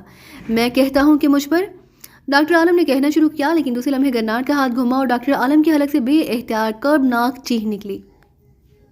ڈاکٹر عالم کے جسم میں درد کی تیز لہر برق کے کوندے کی طرح دوڑتی چلی گئی۔ اس کے ساتھ ہی انہیں یوں محسوس ہوا جیسے ان کا دل یکلخت رک گیا اور ان کے دماغ میں یکلخت اندھیرا سا چھا گیا۔ پھر اندھیرے میں جیسے اچانک کوئی جگنو چمکتا ہے، ایسے ہی ان کے ذہن میں روشنی کا نقطہ نمودار ہوا اور پھر آہستہ آہستہ یہ روشنی پھیلتی چلی گئی۔ اور جب یہ روشنی پوری طرح پھیلی تو ڈاکٹر عالم کی آنکھیں کھل گئی اور انہوں نے دیکھا کہ وہ ایک آرام دہ بستر پر لیٹے ہوئے تھے اور ان کے گرد 2 ڈاکٹر اور چند نرسیں بھی موجود تھیں، گلوکوز بھی لگا ہوا تھا۔ انہیں ہوش آ گیا ہے، اب یہ خطرے سے باہر ہیں، باس کو اطلاع کر دو، ایک ڈاکٹر نے اپنے ساتھی سے کہا اور وہ تیزی سے مڑ کر چلا گیا۔ میں کہاں ہوں؟ ڈاکٹر عالم نے کہا۔ آپ ہسپتال میں ہیں، آپ پر دل کا شدید دورہ پڑا تھا، لیکن شکر ہے بچ گئے ہیں، ورنہ۔ اس ڈاکٹر نے مسکراتے ہوئے کہا۔ کس ہسپتال میں ہوں؟ سوری، یہ نہیں بتایا جا سکتا، اور ابھی آپ باتیں نہ کریں ورنہ پھر دورہ پڑ گیا تو یہ جان لیوا بھی ہو سکتا ہے، ڈاکٹر نے کہا اور ڈاکٹر عالم خاموش ہو گئے۔ بہرحال ڈاکٹر اور نرسیں سب بیکری میں تھے اور جس طرح ڈاکٹر نے انہیں ہسپتال کے بارے میں بتانے سے انکار کر دیا، وہ اس بات سے یہ سمجھ گئے کہ یہ ہسپتال اسٹارکس کے تحت ہوگا۔ تھوڑی دیر بعد گرناڈ ان کے قریب آ گیا، اس کے چہرے پر اطمینان کے تاثرات تھے۔ تم تو حد درجہ بزدل آدمی ہو ڈاکٹر عالم، خنجر کی ایک خراش سے ہی ختم ہونے لگے تھے، گرناڈ نے کہا۔ میں نے تمہیں پہلے ہی بتایا تھا کہ میں دل کا مریض ہوں، لیکن تم نے میری بات کا یقین ہی نہ کیا، ڈاکٹر عالم نے کہا۔ میرا خیال تھا کہ تم جھوٹ بول رہے ہو، بہرحال اب تم بچ تو گئے ہو، لیکن اب ہم نے اپنا طریقہ کار بدلنے کا فیصلہ کر لیا ہے۔ اب تمہارے لاشعور کو مشینری سے چیک کر کے تم سے رپورٹ کے بارے میں معلومات حاصل کی جائیں گی، اور یہ بھی بتا دوں کہ اس مشینری کے استعمال سے تمہارے جسم پر تو کوئی اثر نہیں پڑے گا، لیکن تمہارے ذہن پر اثر پڑ سکتا ہے۔ تم ہمیشہ ہمیشہ کے لیے ذہنی طور پر معذور بھی ہو سکتے ہو، تمہاری یادداشت بھی غائب ہو سکتی ہے، اور اس کے علاوہ اور بھی بہت کچھ ہو سکتا ہے۔ اس لیے تمہاری بہتری اسی میں ہے کہ تم ازہد ہمیں سب کچھ بتا دو، ہمارا وعدہ کہ تمہیں زندہ سلامت تمہارے ملک پہنچا دیا جائے گا۔ گرناڈ نے کہا، میں نے تمہیں جو کچھ بتایا ہے وہ واقعی درست ہے، میں نے تو تم سے کہا تھا کہ میری بات کراؤ، لیکن تم نے خود ہی بات نہیں کرائی، ڈاکٹر عالم نے کہا۔ سوری ڈاکٹر، اب ایسا ممکن نہیں کیونکہ تمہارے اغوا کی خبر پاکیزہ تک پہنچ چکی ہے اور ہم نہیں چاہتے کہ کسی بھی ذریعے سے ہماری سڈے کے بارے میں کسی کو معلوم ہو سکے۔ اب سب کچھ تمہیں ہی بتانا پڑے گا، گرناڈ نے جواب دیا۔ جب مجھے معلوم ہی نہ ہوگا تو میں بتاؤں گا کیا؟ ڈاکٹر عالم نے جواب دیتے ہوئے کہا، ڈاکٹر یہ کب تک اس قابل ہو جائے گا کہ اس کا لو شعور چیک کیا جا سکے؟ گرناڈ نے ساتھ کھڑے ہوئے ڈاکٹر سے پوچھا، یہ صرف جسمانی تشدد کے قابل نہیں ورنہ اس کا ذہن تو طاقتور ہے، آپ جب چاہیں ذہنی طور پر اس سے پوچھ گچھ کر سکتے ہیں، ڈاکٹر نے جواب دیا۔ اوکے، پھر اسے اسپیشل روم میں بھجواؤ، میں یہ کام فوری طور پر کرنا چاہتا ہوں، گرناڈ نے کہا اور تیزی سے واپس مڑ گیا۔ ڈاکٹر نے ڈاکٹر عالم کو اسپیشل روم میں لے جانے کی ہدایات دیں اور پھر خود بھی واپس چلا گیا۔ ڈاکٹر عالم کے اسٹریچر کو دھکیل کر پہلے اس کمرے سے باہر لے جایا گیا، پھر ایک طویل راہداری سے گزار کر اسٹریچر کو ایک بڑے کمرے میں پہنچا دیا گیا جہاں دیوار کے ساتھ ایک قد آدم مشین موجود تھی۔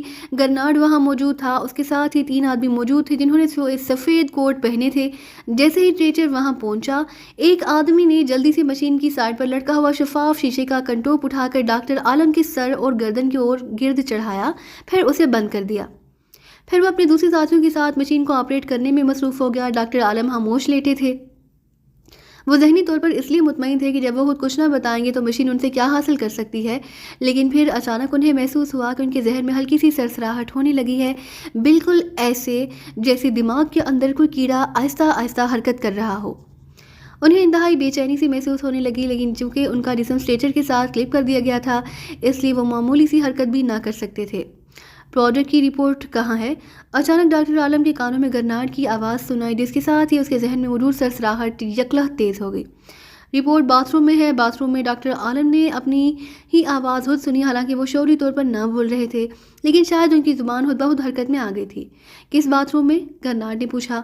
جس کمرے میں مجھے باندھا گیا تھا وہاں سے باہر راہداری میں ایک باتھ روم ہے، رپورٹ اسی باتھ روم میں ہے۔ ڈاکٹر عالم نے اپنی آواز کو سنا۔ یہ رپورٹ وہاں کیسے پہنچ گئی؟ تم تو بندھے ہوئے تھے۔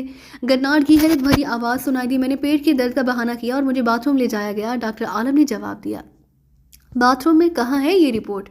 باتھ روم کی مغربی دیوار کے ایک رہنے میں، ڈاکٹر عالم نے جواب دیا۔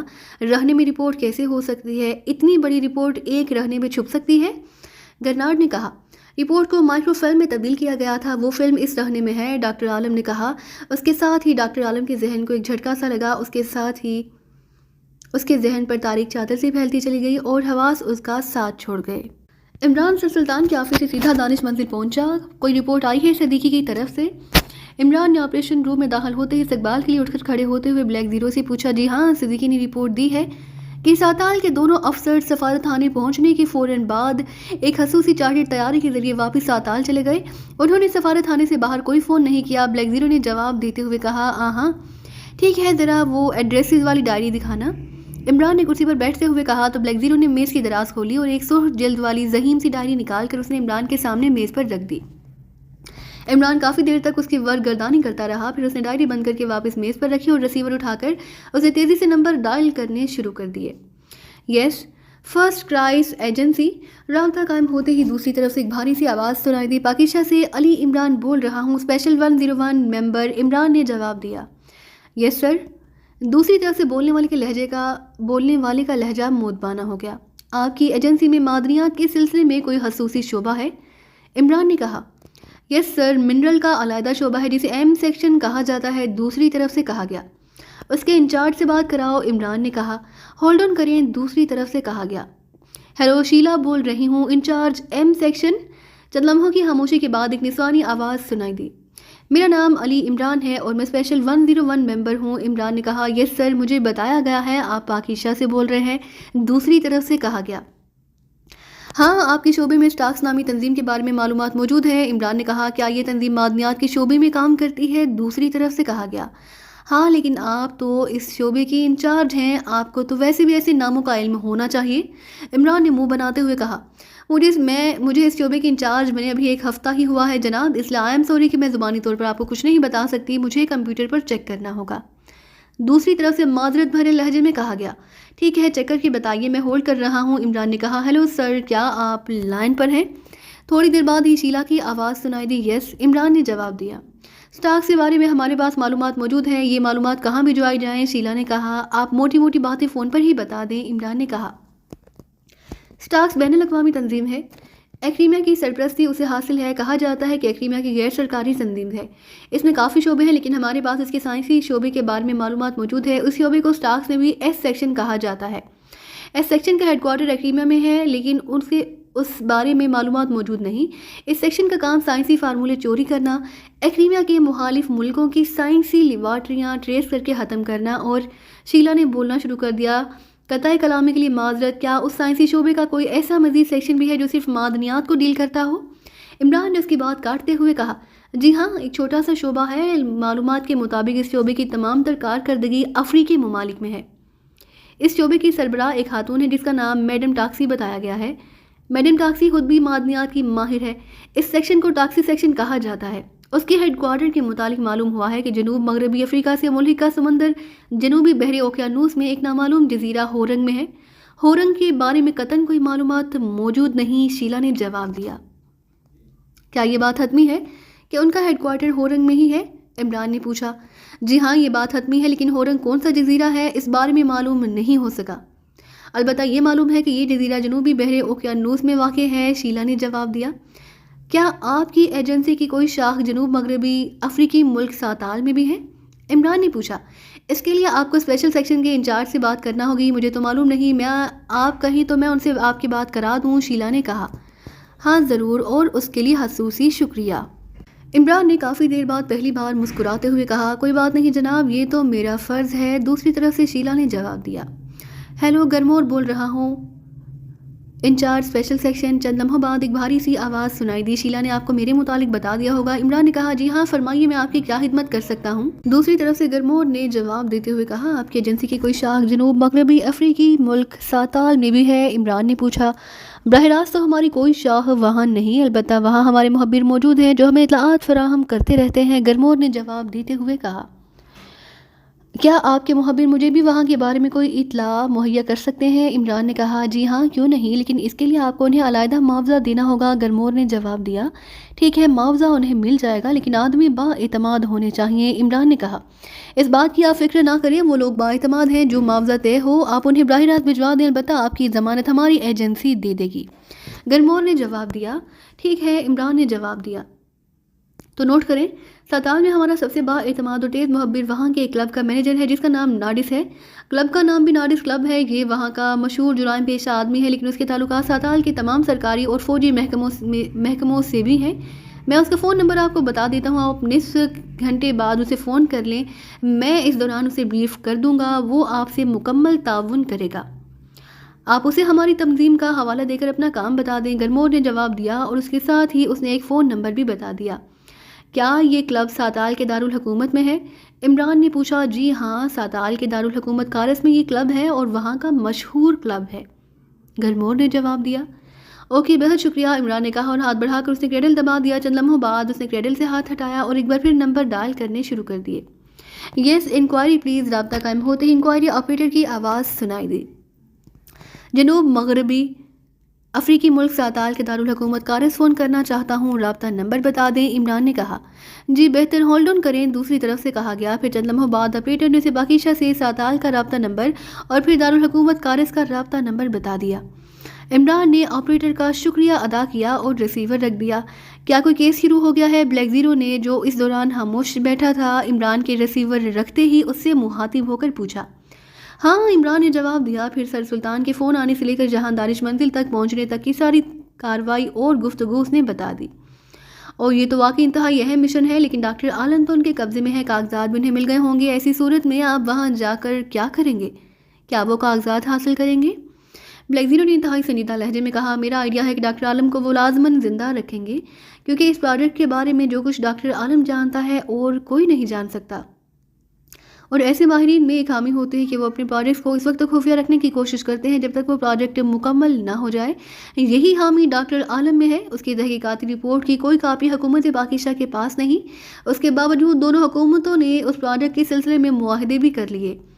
اس سے دو باتیں ثابت ہوئی ہیں. ایک تو یہ کہ ڈاکٹر عالم اس مضمون پر اتھارٹی کی حیثیت رکھتا ہے کہ اس کی رپورٹ پر ساتال حکومت نے بھی آنکھیں بند کر کے اعتماد کر لیا ہے، اور حکومت پاکی شاہ نے بھی. اور ڈاکٹر عالم خود اگر اس بارے میں اس قدر محتاط ہو سکتا ہے کہ اپنی حکومت پر بھی اس نے اپنے پروجیکٹ کے بارے میں اعتماد نہیں کیا، تو لامحالہ اس نے اس پروجیکٹ کی تمام تفصیلات کو کاغذ پر بھی منتقل نہ کیا ہوگا. کافی تفصیلات اس کے ذہن میں بھی چھپی ہوئی ہوں گی. عمران نے تفصیل سے بات کرتے ہوئے کہا، ہاں ایسا ممکن ہے. پھر تو ڈاکٹر عالم کو بھی ساتھ برآمد کرنا ہوگا، لیکن یہ بھی تو ہو سکتا ہے کہ وہ اسے ہلاک کر دیں اور اپنے ماہرین سے اس تفصیلات کو مکمل کرائیں، یا ان کے ماہرین تمام تفصیلات زبردستی حاصل کر کے اسے ہلاک کر دیں. بلیک زیرو نے کہا، ہونے کو تو کچھ بھی ہو سکتا ہے. دیکھو ہوتا کیا ہے، کوشش تو بہرحال کرنی ہے کیونکہ حکومت پاکی شاہ کا مفاد اس پروجیکٹ میں موجود ہے، اور چونکہ اسے دریافت بھی پاکی شاہ کے ماہر نے کیا، اس لیے پاکی شاہ کا یہ حق بنتا ہے کہ وہ اس سے بین الاقوامی اصولوں کے تحت فائدہ اٹھائے. عمران نے جواب دیا اور بلیک زیرو نے اس بات میں سر ہلا دیا. عمران نے سامنے دیوار پر لگے ہوئے کلاک پر وقت دیکھا اور ایک بار پھر ریسیور اٹھا کر اس نے نمبر ڈائل کرنے شروع کر دیے. نارڈس کلب. ایک رہت سی آواز سنائی دی، پاکی شاہ سے علی عمران بول رہا ہوں، مینیجر نارڈس سے بات کرائیں. عمران نے انتہائی سنجیدہ لہجے میں کہا، پاکی شاہ سے اتنی دور سے؟ اچھا ہولڈ آن کریں. دوسری طرف سے بولنے والے کے لہجے میں حیرت تھی. ہیلو نارڈس بول رہا ہوں. چند لمحوں بعد ایک رہت اور چیختی ہوئی آواز سنائی دی، میں پاکی شاہ سے علی عمران بول رہا ہوں. فرسٹ کرائس ایجنسی کے اسپیشل سیکشن کے چیف گرمور نے آپ سے میرے متعلق بات کی ہوگی. عمران نے کہا، او ٹھیک ہے، مجھے آپ کی کال کا انتظار تھا. فرمائیے میں آپ کی کیا خدمت کر سکتا ہوں. اس بار نادر کا لہجہ خاصا نرم تھا. سادات میں پاکی شاہ کے ماہر ارضیات ڈاکٹر عالم پریزیڈنٹ ہاؤس میں مہمان تھے. انہیں انتہائی پراسرار انداز میں وہاں سے اغوا کر لیا گیا ہے. حکومت ساتال کا خیال ہے کہ ایسا ایک تنظیم سٹاکس نے کیا ہے. اس کے پاس انتہائی اہم سرکاری کاغذات تھے. کیا آپ اس سلسلے میں معلومات حاصل کر سکتے ہیں؟ لیکن یہ معلومات حتمی ہونا چاہیے. عمران نے کہا، جی ہاں بالکل کر سکتا ہوں، اور پورے ساتال میں صرف نارڈس ہی یہ کام کر سکتا ہے. معلومات بھی حتمی ہوں گی، لیکن معاوضہ میں اپنی مرضی کا لوں گا. دوسری طرف سے کہا گیا، معاوضہ آپ کو آپ کی مرضی کا دیا جائے گا، لیکن یہ معلومات ہمیں چند گھنٹوں میں چاہیے. عمران نے کہا، صرف 1 گھنٹے کے اندر اندر آپ کو حتمی معلومات مل جائیں گی. معاوضہ $1,00,000 ہوگا.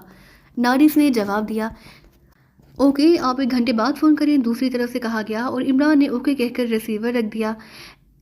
اس کے ساتھ ہی عمران اٹھا اور لائبریری کی طرف بڑھ گیا. لائبریری جا کر اس نے ساتال کے بارے میں تمام معلوماتی کتابیں اور فلمیں ریک سے نکالی، اور پھر اس نے کتابوں کو سرسری طور پر دیکھا، اور پھر اس نے فلمیں چلا کر دیکھنا شروع کر دی. تقریباً 1 گھنٹے تک وہ اس کام میں مصروف رہا. اس طرح اسی ساتال کے بارے میں انتہائی قیمتی اور فرسٹ ہینڈ معلومات مل گئی. پھر وہ اٹھا اور واپس آپریشن روم میں پہنچ گیا. اس نے ایک بار پھر ریسیور اٹھایا اور تیزی سے نمبر ڈائل کرنے شروع کر دیے. نارڈس کلب. رابطہ قائم ہوتے ہی آواز سنائی دی، پاکی شاہ سے علی عمران بول رہا ہوں، مینیجر سے بات کراؤ. عمران نے کہا، یس سر ہولڈ آن کریں. دوسری طرف سے کہا گیا، ہیلو نارڈس بول رہا ہوں. چند لمحوں بعد نارڈس کی آواز سنائی دی، علی عمران بول رہا ہوں. پاکی شاہ سے کیا رپورٹ ہے؟ عمران نے کہا، جناب میں آپ کی کال کا منتظر تھا. میں نے اپنی توقع سے بھی زیادہ معلومات حاصل کر لی ہیں. پاکی شاہ کے ماہر ارضیات ڈاکٹر عالم رضا کو واقعی سٹاکس نے اغوا کیا، اور اس اغوا میں پریزیڈنٹ ہاؤس کے ملٹری سیکرٹری کا ہاتھ ہے. وہ سٹاکس کا آدمی ہے. یہاں سٹاکس کا انچارج گرنارڈ ہے. وہ اسے اغوا کر کے اپنے خفیہ ہیڈ کوارٹر میں لے گیا. وہاں ڈاکٹر عالم سے کاغذات حاصل کرنے کے لیے اس نے اس پر تشدد کیا، لیکن ڈاکٹر عالم دل کا مریض تھا. اس تشدد کی وجہ سے وہ مرتے مرتے بچا، تو اس کی دماغ سے مشینوں کے ذریعے معلومات حاصل کر لی گئیں، اور وہ رپورٹ جو اس نے ایک باتھ روم کے رہنے میں چھپا دی تھی حاصل کر لی گئی. اس کے بعد ڈاکٹر عالم کو ساتال سے ان کے کاغذات سمیت شفٹ کر دیا گیا. یہی معلوم ہوا ہے کہ اسے سٹاکس کے ہیڈ کوارٹر ایکریما پہنچا دیا گیا ہے. نارڈس نے تفصیل سے بیان دیتے ہوئے کہا، کیا ڈاکٹر عالم کو زندہ ہیڈ کوارٹر میں بھجوایا گیا ہے یا اسے ہلاک کر دیا گیا ہے؟ عمران نے پوچھا. انہیں زندہ بھجوا دیا گیا ہے، کیونکہ جو کاغذات اس سے ملے ہیں وہ ادھورے ہیں، اور ڈاکٹر عالم کے ذہن پر جو مشین چلائی گئی تھی اس کی وجہ سے اس کا ذہن خراب ہو گیا ہے. اب ہیڈ کوارٹر میں پہلے اس کے ذہن کا علاج ہوگا، پھر اس کے ٹھیک ہونے کے بعد اس سے معلومات حاصل کی جائیں گی. نارڈس نے جواب دیا، ان کا ہیڈ کوارٹر کہاں ہے؟ عمران نے کہا تو یہی جاتا ہے کہ سٹاکس کا ہیڈ کوارٹر ایکریما میں ہے، لیکن مزید معلومات حاصل نہیں ہوئی اور نہ ہو سکتی ہیں. نارڈس نے جواب دیا، اچھا یہ بتاؤ کہ کیا تم کسی جزیرہ ہورن کے بارے میں جانتے ہو؟ عمران نے پوچھا. ہورن؟ نہیں، میں نے تو یہ نام ہی پہلی بار سنا ہے. نارڈس نے جواب دیا، یہاں ساتال میں اسٹاکس کے ہیڈ کوارٹر کے بارے میں تم ہی جانتے ہوگے، عمران نے کہا۔ نہیں، اسے انتہائی خفیہ رکھا جاتا ہے۔ سچ بات یہ ہے کہ ہم اسٹاکس کے خلاف کبھی کوئی کام نہیں کرتے کیونکہ یہ انتہائی منظم اور بڑی تنظیم ہے۔ اگر اسے شک پڑ گیا تو پھر مجھے سے آدمی کو بھی چونٹی کی طرح مسل کر رکھ دے گی۔ یہ معلومات بھی میں نے صرف گرمور کے کہنے پر حاصل کی ہیں، ورنہ اگر اس کا حوالہ درمیان میں نہ ہوتا تو میں $1 کروڑ کے بدلے بھی یہ کام نہ کرتا، نارڈس نے جواب دیتے ہوئے کہا۔ لیکن تم نے جو معلومات بتائی ہیں ان سے تو یہی معلوم ہوتا ہے کہ تمہارا محبت ہیڈ کوارٹر کے اندر کا آدمی ہے، عمران نے کہا۔ یہ معلومات مجھے گرناڈ کے ایک خاص آدمی سے ملی ہے اور میں نے اسے اس کا بھاری معاوضہ ادا کیا، ساتھ ہی یہ حرف بھی دیا کہ میں کسی صورت بھی اس کا نام کسی کے سامنے نہ لوں گا، نارڈس نے جواب دیتے ہوئے کہا۔ اوکے ٹھیک ہے، اب اپنا بینک اکاؤنٹ نمبر اور بینک کے بارے میں تفصیلات بتا دو تاکہ تمہارا معاوضہ تمہیں پہنچا دیا جائے، عمران نے کہا تو نارڈس نے اسے اس بارے میں تفصیل بتا دی۔ اوکے تھینک یو، عمران نے کہا اور ریسیور رکھ دیا اور ایک بار پھر وہی سرخ جلد والی ڈائری اٹھا لی۔ ذرا جنوب مغربی افریقہ کا تفصیلی نقشہ لائبریری سے لے آؤ، اب اس ہورنگ کا مسئلہ حل کرنا پڑے گا، عمران نے کہا تو بلیک زیرو سر ہلاتا ہوا اٹھا اور لائبریری کی طرف بڑھ گیا۔ عمران اس دوران اس ڈائری کی ورق گردانی کرتا رہا، پھر اس نے ڈائری بند کر کے رکھی اور ایک بار پھر ریسیور اٹھایا اور نمبر ڈائل کرنے شروع کر دیے۔ National university exchange. دوسری طرف سے ایک نسوانی آواز سنائی دی۔ ڈاکٹر احمد خان سے بات کرائیں، ہیڈ آف جغرافیہ ڈپارٹمنٹ، میں علی عمران بول رہا ہوں، عمران نے کہا۔ ہولڈ آن کریں، دوسری طرف سے کہا گیا۔ ہیلو، ڈاکٹر احمد خان بول رہا ہوں۔ چند لمحوں بعد ایک بھاری سی آواز سنائی دی۔ ڈاکٹر صاحب، میں علی عمران بول رہا ہوں، آپ کو شاید یاد ہو 2-3 سال قبل سر سلطان کی ذاتی دعوت میں آپ سے ملاقات ہوئی تھی۔ میرے ڈیڈی سینٹرل انٹیلیجنس کے ڈائریکٹر جنرل ہیں اور اس موضوع پر بھی کافی دیر تک ہماری گفتگو ہوئی تھی، عمران نے کہا۔ اوہ ہاں مجھے یاد آ گیا، آپ بے حد شگفتہ مزاج نوجوان تھے اور آپ نے اس سنجیدہ ترین محفل کو بھی اپنی باتوں سے زعفران زار بنا دیا تھا۔ یس مجھے یاد آ گیا، فرمائیے کیسے یاد کیا ہے، ڈاکٹر احمد خان کی مسکراتی ہوئی آواز سنائی دی۔ میں پاکستان کے ایک سرکاری ادارے سے وابستہ ہوں، جنوب مغربی افریقہ کے ساتھ جنوبی بحر اوقیانوس میں کوئی جزیرہ ہے جسے ہورنگ جزیرہ کہا جاتا ہے، لیکن اس نام کا نقشے پر کوئی جزیرہ نہیں ہے۔ ہو سکتا ہے کہ یہ اس کا مقامی یا قدیم نام ہو اور اب تبدیل کر دیا گیا ہو، کیا آپ اس بارے میں کوئی رہنمائی کر سکتے ہیں، عمران نے کہا۔ اوہ سوری عمران صاحب، اس سلسلے میں میری معلومات نہ ہونے کے برابر ہے، میں بھی زیادہ سے زیادہ نقشے کو دیکھ کر ہی بات کر سکتا ہوں۔ اس علاقے پر میں نے کبھی کوئی خصوصی ریسرچ نہیں کی اور نہ ہی اس کی کوئی کبھی ضرورت پڑی ہے۔ البتہ کاربن کی انٹرنیشنل یونیورسٹی کے شعبہ جغرافیہ کے سربراہ ہیں ڈاکٹر پیرس اسمتھ، انہوں نے جنوب مغربی افریقہ پر خصوصی ریسرچ کی ہوئی ہے اور اس سلسلے میں انہوں نے ایک بڑی معلوماتی کتاب بھی لکھی ہے۔ وہ میرے استاد بھی رہے ہیں اور اب بھی ان سے اکثر فون پر میری ملاقات ہوتی رہتی ہے۔ آپ انہیں فون کر کے میرا حوالہ دے دیں، وہ یقیناً اس بارے میں آپ کی مدد کریں گے۔ دوسری طرف سے ڈاکٹر احمد خان نے جواب دیا۔ بے حد شکریہ جناب، خدا حافظ، عمران نے کہا اور ریسیور رکھ دیا۔ بلیک زیرو اس دوران نقشہ لے آیا تھا۔ عمران نے نقشہ کھولا اور اس پر جھک گیا۔ جنوبی بحر اوقیانوس میں تقریباً 50 کے قریب چھوٹے بڑے جزیرے نقشے میں دکھائے گئے تھے، لیکن ان میں سے کسی ایک کا نام بھی ہورنگ نہیں تھا، نہ ہی اس سے ملتا جلتا کوئی نام تھا۔ عمران کافی دیر نقشے کو دیکھتا رہا، پھر اس نے نقشہ بند کر دیا اور ریسیور اٹھا کر نمبر ڈائل کرنے شروع کر دیے۔ انکوائری پلیز، ایک آواز سنائی دی۔ انٹرنیشنل یونیورسٹی کے شعبہ جغرافیہ کا نمبر چاہیے، عمران نے سنجیدہ لہجے میں کہا اور دوسری طرف سے فوراً ہی نمبر بتا دیا گیا۔ عمران نے کیڈل دبایا اور پھر ہاتھ اٹھا کر ایک بار پھر نمبر ڈائل کرنے شروع کر دیے۔ یس جیوگرافی ڈپارٹمنٹ۔ رابطہ قائم ہوتے ہی ایک نسوانی آواز سنائی دی۔ میں پاکستان سے بول رہا ہوں، عمران نے کہا۔ پاکستان کی national university doctor Ahmad Khan کے حوالے سے ڈاکٹر پیرس اسمتھ سے بات کرنا چاہوں گا، عمران نے کہا۔ ہولڈ آن کریں پلیز، دوسری طرف سے کہا گیا۔ ہیلو، میں ڈاکٹر پیرس اسمتھ بول رہا ہوں۔ چند لمحوں بعد ایک باوقار سی آواز سنائی دی، لیکن لہجے سے صاف معلوم ہو رہا تھا کہ بولنے والا خاصا عمر رسیدہ آدمی ہے۔ میرا نام علی عمران ہے اور میں پاکستان سے بول رہا ہوں۔ پاکستان کی نیشنل یونیورسٹی کے شعبہ جغرافیہ کے سربراہ ڈاکٹر احمد خان نے آپ کا حوالہ دیا ہے، عمران نے اپنا تعارف کراتے ہوئے کہا۔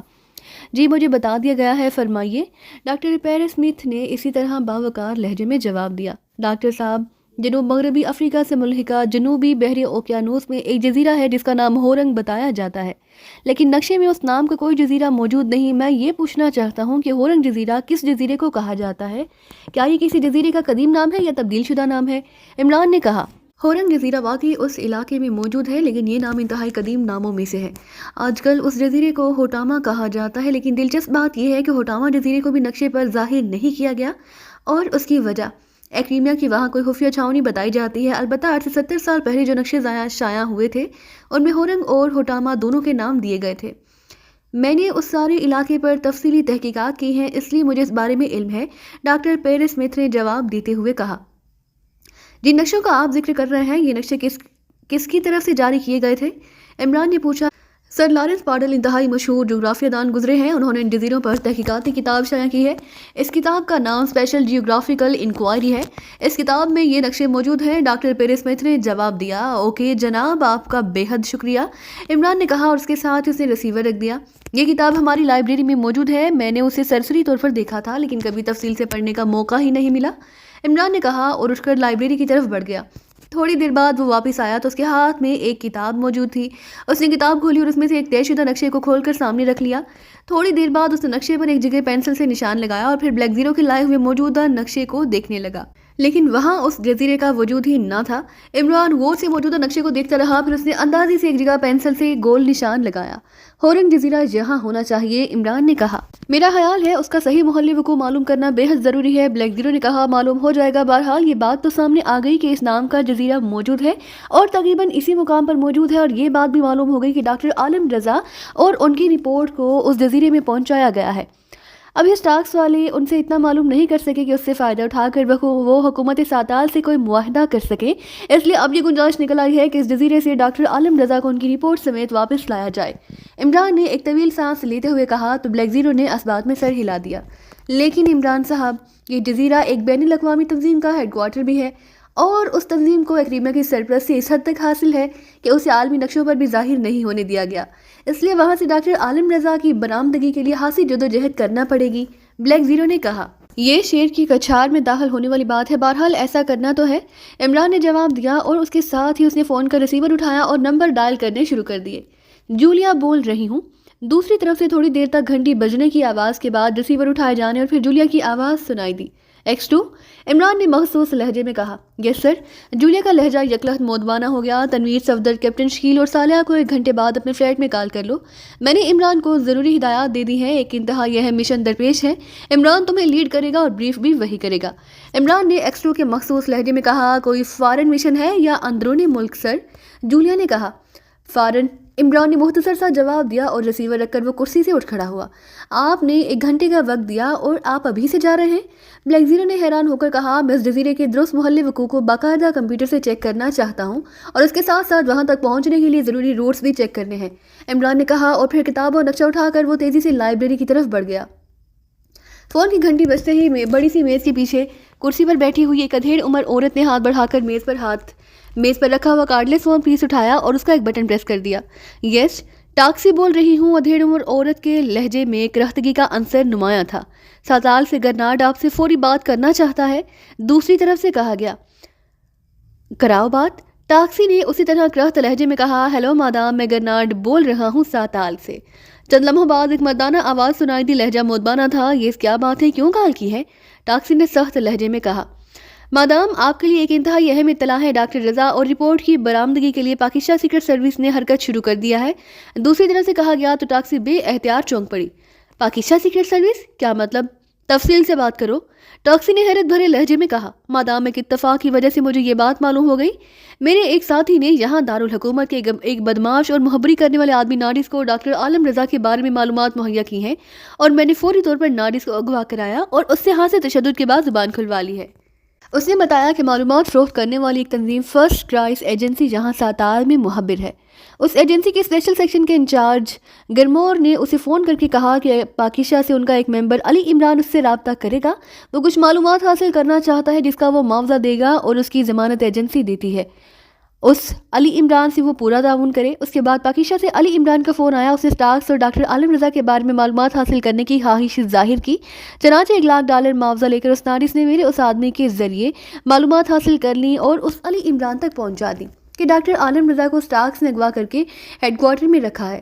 پھر مشینری کی مدد سے اس کا ذہن چیک کیا گیا اور نامکمل رپورٹ کی مائکرو فلم اس سے برآمد کی گئی، لیکن یہ رپورٹ ادھوری تھی اور اس کارروائی سے ڈاکٹر عالم رضا کے ذہن پر اثر پڑا ہے، لیے اسے مزید چیکنگ کے لیے ہیڈ کوارٹر بھجوا دیا گیا اور عمران نے اس سے مین ہیڈ کوارٹر کے بارے میں معلوم کیا، لیکن اسے ہورنگ کے بارے میں علم نہ تھا، اس لیے اس نے ایکریما کا نام لے دیا۔ گرناڈ نے تفصیل بتائی۔ تو پھر اس میں اہم بات کیا ہوگی، جب انہیں ہورنگ کے بارے میں معلوم ہی نہیں تو پھر وہ کیا کریں گے، اور ویسے بھی پاکستان ایک پسماندہ ملک ہے، اس کی سیکرٹ سروس کا स्टार्क्स का क्या बिगाड़ लेगी? मादाम टाक्सी ने बुरा सा मुंह बनाते हुए कहा। उन्हें होरंग के बारे में मालूम हो चुका है मादाम, गन्नार्ड ने जवाब दिया। ये कैसे मुमकिन है? क्या तुमने बताया है उन्हें? मादाम टाक्सी ने बुरी तरह उछलते हुए कहा। नहीं मादाम, मैंने नाडी से मालूमात मिलने के बाद उससे फर्स्ट क्राइस एजेंसी के बारे में मालूमात हासिल की। ये एजेंसी एक्रीमिया में है। मैंने एक्रीमिया स्टार्क्स के एक ग्रुप को कॉल किया कि वो वहाँ से मालूम करे कि स्टार्क्स के बारे में उनके पास किस किस्म की मालूमात है और अली इमरान को वहाँ क्या बताया गया। तो अभी आपको कॉल करने से पहले मुझे इत्तला मिली कि इस एजेंसी के पास हमारे बारे में खासी मालूमात मौजूद है। वहाँ धातु के बारे में एक अलग शोबा है जिसकी इंचार्ज कोई औरत शीला है। उस शीला से इमरान ने रब्ता किया और उसने इमरान को आपके बारे में और होरंग के मुतालिक बताया था, लेकिन ये बात वो नहीं जानती कि होरंग कहाँ है। फिर उसने स्पेशल सेक्शन के इंचार्ज गरमोर से इमरान की बात कराई और गरमोर ने नाडी से इमरान का रब्ता कराया।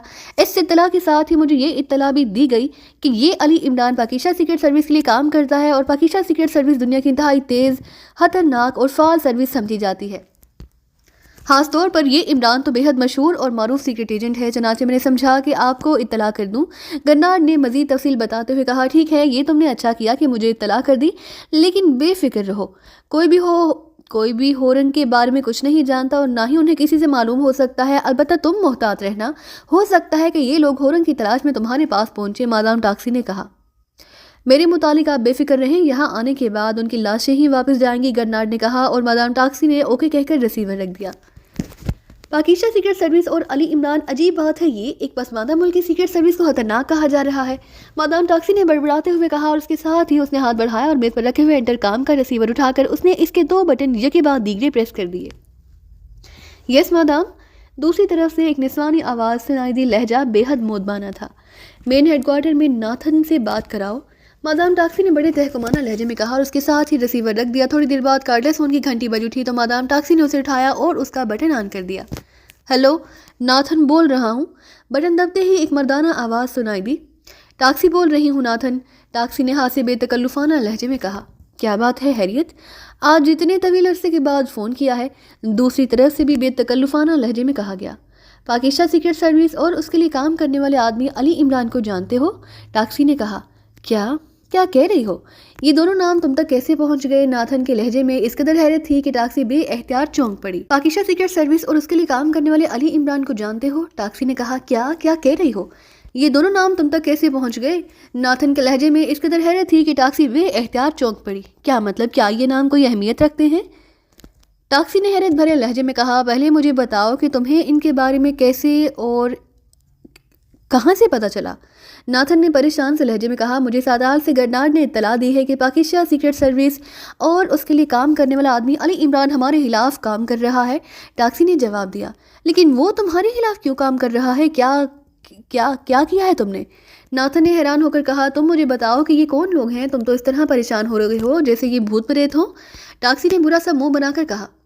हाँ वाकई ये भूत प्रेत हैं टाक्सी। तुम ऐसा करो कि तुम फौरी तौर पर अपने सेक्शन के चीफ जर्गन को तफसीली रिपोर्ट दे दो और उन लोगों के लिए ये मामला छोड़ दो, वो लोग तुम तक पहुंच जाएंगे। नाथन ने कहा। लेकिन क्यों? जब कोई आदमी होरंग के बारे में जानता ही नहीं तो मुझ तक कैसे पहुंच जाएंगे? टाक्सी ने कहा। ये तुम्हारी खुशफहमी है टाक्सी। ये अली इमरान पाताल से भी अपने दुश्मन को खींच निकालता है। उसे हैरत अंगेज तौर पर हर बात के बारे में मालूमात मिल जाती हैं। अगर तुमने फौरी तौर पर कोई हिफाजती इकदाम ना किए तो वो अचानक तुम्हारे सर पर आ खड़ा होगा। वो हद दर्जा शातिर और खतरनाक आदमी है, इसलिए तो कह रहा हूँ कि जर्गन को इत्तला दे दो, फिर जैसे वो कहे वैसे ही करो। नाथन ने कहा। अच्छा ठीक है, मैं कर देती हूँ इत्तला, लेकिन तुम तो बताओ कि आखिर ये लोग किस किस्म के हैं जो तुम इनसे इस हद तक खौफजदा हो? टाक्सी ने कहा। ये इमरान बज़ाहिर मासूम, भोला भाला, मज़ाहिया बातें और हरकतें करने वाला खूबसूरत और वजीहा नौजवान है, लेकिन जहनी और जिस्मानी तौर पर यह दर्जा खतरनाक तरीन आदमी है। इस हद तक खतरनाक के बयान नहीं किया जा सकता। इतना बता देता हूँ कि एक्रीमिया को जब भी बैनुल अक़वामी सतह पर कोई अहम मामला दरपेश हो तो एक्रीमिया की हमेशा यही कोशिश होती है कि वो पाकिस्तान सीक्रेट सर्विस को मैदान में ना लाए। इसराइल को जिस कदर नुकसान उस इमरान और पाकिस्तान सीक्रेट सर्विस ने पहुँचाया है, शायद इतना नुकसान पूरी दुनिया के ममालिक मिलकर भी नहीं पहुँचा सकते। लेकिन इसराइल तो क्या, दुनिया भर की तंजीमें, सीक्रेट सर्विसेज और स्पेशल एजेंसियाँ भी आज तक उसका बाल तक बीका नहीं कर सकी। लेकिन तुम्हारे खिलाफ वो क्यों काम कर रहा है? क्या तुमने पाकिस्तान के खिलाफ किसी मिशन पर काम किया है? नाथन ने कहा। हाँ, एक प्रोजेक्ट पर काम हो रहा है जिसमें एक पाकिस्तानी माहिर अर्जियात मुलव्विस है और हुकूमत पाकिस्तान भी, टाक्सी ने जवाब दिया। کیا یہ مشن تم نے جرگن سے اجازت لے کر شروع کیا ہے؟ ناتھن نے پوچھا۔ اجازت کی کیا ضرورت ہے، میں ان معاملات میں خود مختار ہوں، سیکشن کی چیف ہوں، ٹاکسی نے جواب دیا۔ اوہ، اسی لیے تم نے اس جلتی ہوئی آگ میں ہاتھ ڈال دیا؟ اگر جرگن کو اطلاع ہوتی تو وہ کبھی بھی تمہیں اس بارے میں کام کرنے کی اجازت نہ دیتا۔ بہرحال اسے کال کرو اور سب کچھ بتا دو، میرا یہی مشورہ ہے، ناتھن نے کہا۔ اوکے، اس مشورے کا شکریہ، ٹاکسی نے منہ بنا کر کہا اور بٹن دبا کر رابطہ ختم کر دیا۔ اس کے ساتھ ہی اس نے فون پیس میز پر رکھا اور انٹرکام کا ریسیور اٹھایا اور 2 بٹن پریس کر دیے۔ یس مادام، دوسری طرف سے سیکرٹری کی آواز سنائی دی۔ چیف جرگن سے رابطہ کراؤ جہاں بھی وہ ہو، ٹاکسی نے کہا اور ریسیور رکھ دیا۔ کمال ہے، یہ لوگ اس قدر خوف زدہ ہیں، ٹاکسی نے بڑبڑاتے ہوئے کہا۔ تھوڑی دیر بعد کارڈلیس فون کی گھنٹی بج اٹھی اور ٹاکسی نے ہاتھ بڑھا کر فون پیس اٹھایا اور اس کا بٹن آن کر دیا۔ ہیلو، جرگن بول رہا ہوں، ایک بھاری سی آواز سنائی دی۔ ٹاکسی بول رہی ہوں چیف، ٹاکسی نے قدرے مودبانہ لہجے میں کہا۔ ہاں، کیا بات ہے، خیریت ہے جو تم نے فون کیا؟ جرگن نے جواب دیا۔ چیف، کیا آپ پاکیزہ سیکرٹ سروس اور اس کے لیے کام کرنے والے کسی آدمی علی عمران کے بارے میں جانتے ہیں؟ کیا کہہ رہی ہو؟ جرگن کی انتہائی حیرت بھری آواز سنائی دی تو ٹاکسی نے بے احتیاط ہونٹ بھینچ لیے۔ پاکیزہ سیکرٹ سروس اور علی عمران؟ ٹاکسی نے منہ بناتے ہوئے کہا۔ یہ انتہائی خطرناک ترین لوگ ہیں، لیکن تم نے ان کا نام کیوں لیا؟ جرگن کے لہجے میں بے پناہ تشویش تھی۔ میں ایک انتہائی اہم پروجیکٹ پر کام کر رہی ہوں جس کا تعلق پاکیزہ کے ایک ماہر ارضیات اور حکومت پاکیزہ سے ہے۔ مجھے اطلاع ملی ہے کہ اس پروجیکٹ کے سلسلے میں پاکیزہ سیکرٹ سروس اور علی عمران میرے خلاف کام کر رہے ہیں۔ میرا تو یہی خیال تھا کہ پاکیزہ انتہائی پسماندہ ملک ہے، اس لیے اس کی سیکرٹ سروس کی کیا حیثیت ہو سکتی ہے، لیکن جب میں نے ناتھن سے بات کی تو اس نے بھی آپ جیسا ہی رد عمل ظاہر کیا اور مجھے فوراً آپ سے بات کرنے کے لیے کہا۔ ٹاکسی نے کہا۔ کیا پروجیکٹ کی تفصیل بتاؤ، پوری تفصیل، جرگن نے تیز لہجے میں کہا۔ تو ٹاکسی نے اسے پروجیکٹ کی تفصیل کے ساتھ ساتھ ڈاکٹر عالم کی ہورنگ میں آمد، پھر گرناٹ کی ساتال میں اس سے ملنے والی تمام معلومات دہرا دی۔ اوہ، پروجیکٹ تو بے حد اہم ہے، اسے مکمل ہونا چاہیے، لیکن یہ عمران اور پاکیزہ سیکرٹ سروس بھی انتہائی خطرناک ہیں، ان سے تحفظ بھی انتہائی ضروری ہے، یہ تو بڑی مشکل ہو گئی۔ جرگن کے لہجے میں بے حد تشویش تھی۔ چیف، اتنی مشکل کی کیا بات ہے؟ ہورنگ کے بارے میں کوئی نہیں جانتا، اور اگر جانتا بھی ہے تو آپ تو جانتے ہیں کہ یہاں کس قسم کے حفاظتی انتظامات ہیں۔ یہاں کوئی مکھی بھی اجازت کے بغیر زندہ داخل نہیں ہو سکتی۔ پھر یہ لوگ یہاں آ کر کیا کر لیں گے سوائے اس کے کہ موت ان کا مقدر بن جائے گی؟ ٹاکسی نے جواب دیا۔ یہی ایک پوائنٹ ہماری فیور میں جاتا ہے، لیکن ٹاکسی، یہ عمران کسی طرح ہورنگ کے بارے میں معلومات حاصل کر لے گا۔ تمہارے جزیرے کے انتظامات تو بہرحال ٹھیک ہیں، لیکن میں سوچ رہا ہوں کہ انہیں جزیرے پر پہنچنے سے پہلے ہی ختم کر دیا جائے۔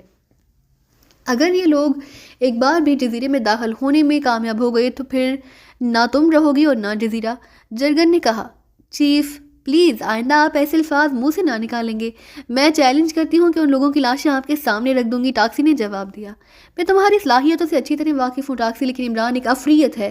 بہرحال ایسا ہے کہ ہورنگ سے باہر موجود جزیروں پر انتظامات میں خود کروں گا تاکہ وہ لوگ تم تک پہنچ ہی نہ سکیں۔ جرگن نے کہا۔ باس، آپ جو مرضی آئے کرتے رہیں، لیکن ہورنگ کے بارے میں آپ ساری بات مجھ پر چھوڑ دیں، ٹاکسی نے کہا۔ اوکے، ٹھیک ہے، میں اس کام کے لیے فرانس کی ڈیوٹی لگا دیتا ہوں، وہ عمران اور اس کی ساتھیوں کا مقابلہ اچھی طرح سے کرے گا۔ فرانس تم سے بھی رابطہ رکھے گا، جرگن نے کہا۔ ٹھیک ہے، فرانس کو میں اچھی طرح جانتی ہوں، لیکن آپ فرانس کو کہہ دیں کہ وہ میرے معاملات میں مداخلت نہ کرے، ٹاکسی نے کہا۔ وہ مداخلت نہیں کرے گا، تم فکر مت کرو، لیکن تم نے بھی انتہائی محتاط رہنا ہے، جرگن نے جواب دیتے ہوئے کہا۔ اس عمران اور پاکیزہ سیکرٹ سروس کے بارے میں تفصیلی معلومات مل سکتی ہیں؟ میرا مطلب ہے ان کے حلیے، قدوقامت وغیرہ کی تفصیل، ٹاکسی نے کہا۔ ہاں، مل جائیں گی، لیکن میں فائل بھجوا دوں گا، جرگن نے جواب دیا، اور اس کے ساتھ ہی رابطہ ختم ہو گیا اور ٹاکسی نے ایک طویل سانس لیتے ہوئے ریسیور رکھ دیا۔ اب میں جرگن کو بتاؤں گی کہ ٹاکسی کیا کر سکتی ہے۔ کاش یہ عمران اور اس کے ساتھی یہاں تک پہنچ جائے، ٹاکسی نے بڑبڑاتے ہوئے کہا اور کرسی سے اٹھ کھڑی ہوئی۔ جولیا کے فلیٹ میں تنویر، صفدر اور کیپٹن شکیل اور صالحہ موجود تھے۔ عمران ابھی تک نہ آیا تھا اور وہ سب کافی پینے کے ساتھ ساتھ آئندہ مشن کے سلسلے میں باتیں کر رہے تھے۔ اس بار بریفنگ کے لیے دانش منزل کی بجائے ہمیں یہاں اکٹھے ہونے کے لیے کیوں کہا گیا ہے؟ کیپٹن شکیل نے کہا۔ وہاں تو چیف خود بریفنگ دیتا ہے، جبکہ یہاں بریفنگ عمران دے گا، صفدر نے جواب دیا۔ عمران نے بریفنگ کیا دینی ہے، الٹا ہمارا مذاق اڑا کر سب کو پریشان کرتا رہے گا، تنویر نے جواب دیا۔ پھر اس سے پہلے کہ مزید کوئی بات ہوتی، دروازے پر دستک کی آواز سنائی دی تو دروازے کے قریب بیٹھے ہوئے صفدر نے اٹھ کر دروازہ کھول دیا۔ دروازے پر عمران موجود تھا۔ واہ، گواہان کے ساتھ خطیب صاحب بھی موجود ہیں، عمران نے اندر داخل ہوتے ہی آنکھیں گھماتے ہوئے کہا۔ لو، شروع ہو گیا اس کی باتوں کا چرہا۔ تنویر نے منہ بناتے ہوئے کہا، عمران صاحب چیف نے تو کہا ہے کہ انتہائی اہم مشن ہے اور آپ نے آتے ہی دوسری باتیں شروع کر دی ہیں۔ صفدر نے مسکراتے ہوئے کہا، اس سے زیادہ اہم مشن کیا ہو سکتا ہے؟ مرد کی زندگی کا سب سے بڑا اور اہم مشن کیوں جولیا؟ میں ٹھیک کہہ رہا ہوں نا؟ عمران نے حالی کرسی پر بیٹھتے ہوئے کہا، دیکھو عمران، میں تمہیں لاسٹ وارننگ دے رہی ہوں کہ آئندہ میرے سامنے اس قسم کی کوئی بات نہ کیا کرو۔ میں اب تک اس سارے معاملے سے تنگ آ چکی ہوں۔ میری طرف سے تم جہنم میں جاؤ یا کہیں اور، لیکن میرا تم سے تعلق صرف اتنا ہی ہوگا جتنا دوسرے ممبروں سے ہے، جتنا صالحہ کا ہے، جولیا نے غصیلے لہجے میں کہا۔ جتنا ڈبل ایس کا تعلق ہے، بالکل صالحہ یہی کہہ رہی تھی۔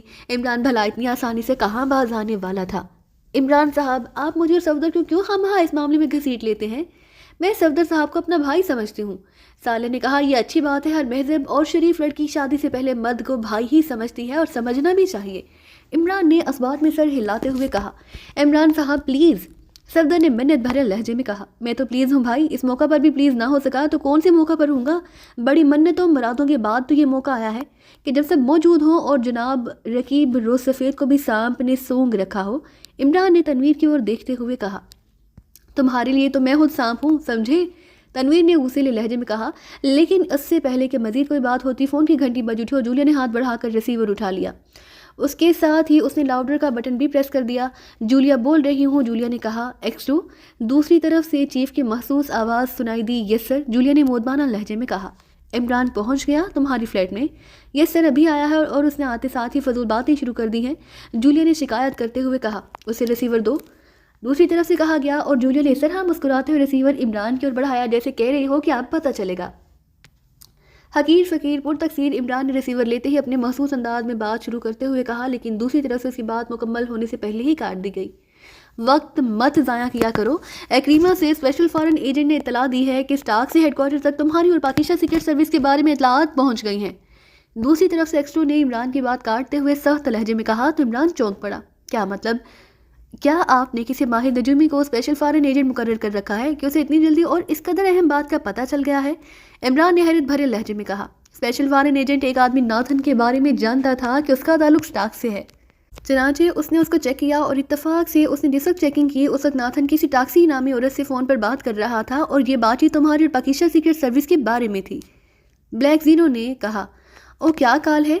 پلیز اس کی ٹیپ مجھے سنوا دیں، یہ انتہائی اہم بات ہے، عمران نے چونک کر منت بھرے لہجے میں کہا۔ اسی لیے تو میں نے تمہیں کال کیا تھا تاکہ تمہیں یہ کال سنوا دوں، ایکسٹر نے کہا۔ پھر چند لمحوں کی خاموشی کے بعد ایک عورت کی آواز سنائی دی۔ مجھے ساتال سے گرناڈ نے اطلاع دی ہے کہ پاکستان سیکرٹ سروس اور اس کے لیے کام کرنے والا علی عمران ہمارے خلاف کام کر رہا ہے۔ بولنے والی کے لہجے میں حیرت تھی۔ لیکن وہ تمہارے خلاف کیوں کام کر رہا ہے؟ کیا کیا ہے تم نے؟ ایک مردانہ آواز سنائی دی۔ تم مجھے بتاؤ کہ یہ لوگ کون ہیں؟ تم تو اس طرح پریشان ہو رہے ہو جیسے یہ بھوت پریت ہوں۔ عورت کی آواز سنائی دی۔ پھر کافی دیر تک ان دونوں میں گفتگو ہوتی رہی۔ آخر میں اس مرد نے عورت کو اپنے باس جرگن کو اطلاع دینے کے لیے کہا اور پھر ٹیپ ختم ہو گئی۔ تم نے کال سن لی؟ یس سر، اور یہ عورت ٹاکسی ہی اس ہورن جزیرے کی انچارج ہے۔ اسٹاکس کے ایم سیکشن کی چیف اور جرگن کو بھی میں جانتا ہوں، یہ کافی عرصے تک ایکریمن سیکرٹ سروس میں M A section class agent کے طور پر کام کرتا رہا ہے، عمران نے جواب دیا۔ اس صورتحال میں تمہیں وقت ضائع نہیں کرنا چاہیے کیونکہ اب وہ کوشش کریں گے کہ تم لوگوں کے پہنچنے سے پہلے ہی ڈاکٹر عالم سے مکمل معلومات حاصل کر لیں۔ ایکسٹو نے کہا۔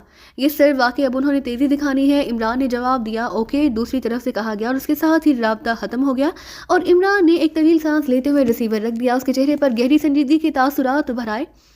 عمران صاحب، یہ جرگن وہی ہے جس کے ساتھ ایکریمیا کی زیرو لیبارٹری کیس میں واسطہ پڑا تھا؟ کیپٹن شیل نے کہا تو عمران چونک پڑا۔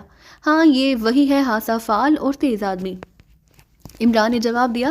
پھر جیب سے اس نے ایک نقشہ نکالا اور اسے کھولے بغیر ہی میز پر رکھ دیا۔ میں تمہیں پہلے اس کیس کے بارے میں بریف کر دوں کیونکہ یہ کیس قومی اہمیت کا حامل ہے، عمران نے سنجیدہ لہجے میں کہا۔ اس کے ساتھ ہی اس نے ساتال حکومت اور پاکستان کے درمیان قیمتی دھات کے بارے میں معاہدے، ڈاکٹر عالم رضا کی رپورٹ، پھر ان کے اچانک اغوا ہو جانے تک کی تفصیل بتا دی۔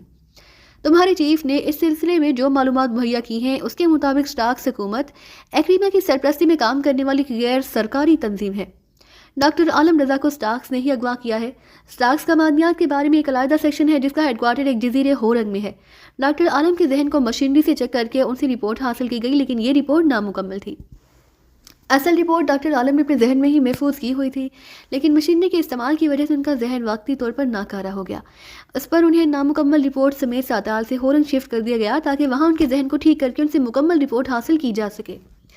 जैसे ही ये रिपोर्ट मुकम्मल होगी वो लोग डॉक्टर आलम को हलाक कर देंगे और फिर हुकूमत एक्रीमिया इस रिपोर्ट की बुनियाद पर साताल हुकूमत को मजबूर करेगी कि वो पाकिस्तान से मुआहदा कैंसिल करके हुकूमत एक्रीमिया से मुआहदा करे, वरना एक्रीमिया खुफिया तौर पर तमाम धात निकाल लेगा, चूँकि हुकूमत साताल के पास भी इस रिपोर्ट की कोई कापी नहीं और उसे यही मालूम है कि अगर एक्रीमिया हुकूमत चाहे तो ऐसा कर भी सकती है। इसलिए हुकूमत साताल ने पाकिस्तान को रिपोर्ट दी है कि अगर हुकूमत एक्रीमिया के पास रिपोर्ट पहुंच गई तो उसे अपना हिस्सा वसूल करने के लिए मजबूरन पाकिस्तान से मुआहदा कैंसिल करके एक्रीमिया से मुआहदा करना पड़ेगा। लेकिन ये धात इस कदर कीमती है कि अगर उसका निस्फ हिस्सा पाकिस्तान को मिल जाए तो पाकिस्तान के आधे से ज़्यादा माशी मसाइल हल हो सकते हैं। फिर इसे ट्रेस भी पाकिस्तान के माहिर अर्जियात डॉक्टर आलम रज़ा ने किया है, इसलिए उस पर हक भी पाकिस्तान का बनता है। अब तक तो होरंग में फौरी तौर पर डॉक्टर आलम रज़ा और उसकी रिपोर्ट को बरामद करना है और हमारे पास वक्त बेहद कम है। पहले तो शायद इतना कम वक्त ना होता क्योंकि उन्हें ये मालूम ही ना था कि पाकिस्तान सीक्रेट सर्विस उनके खिलाफ हरकत में आ गई है, लेकिन अब चूँकि उन्हें इत्तला मिल गई है तो अब वो जल्द अज जल्द डॉक्टर आलम रज़ा से ये रिपोर्ट हासिल करने की कोशिश करेंगे। अब मसला था इस होरंग जजीरे का, क्योंकि नक्शे पर होरंग जजीरे का सिरे से वजूद ही ना था। चनाचे मैंने कामन के एक प्रोफेसर से रब्ता किया, उन्होंने एक पुरानी किताब का हवाला दिया जिसमें एक साहब ने इस जजीरे को नक्शे में दिखाया है। इस जजीरे को एक्रीमिया ने दानिस्ता नक्शों से गायब कर दिया हुआ ताकि उसके मुतालिक किसी को सिरे से इल्म ही ना हो सके। इमरान ने इंतहाई संजीदा अंदाज में तफसील बयान करते हुए कहा, ये कैसे हो सकता है? इमरान साहब के नक्शे से जजीरे को ही गायब कर दिया जाए? साले ने हैरान होते हुए कहा, सुपर पावर्स जो चाहें वही हो सकता है। एक होरंग क्या न जाने दुनिया में कितने ऐसे जजीरे और मकामात होंगे जिन्हें नक्शों से गायब कर दिया गया होगा।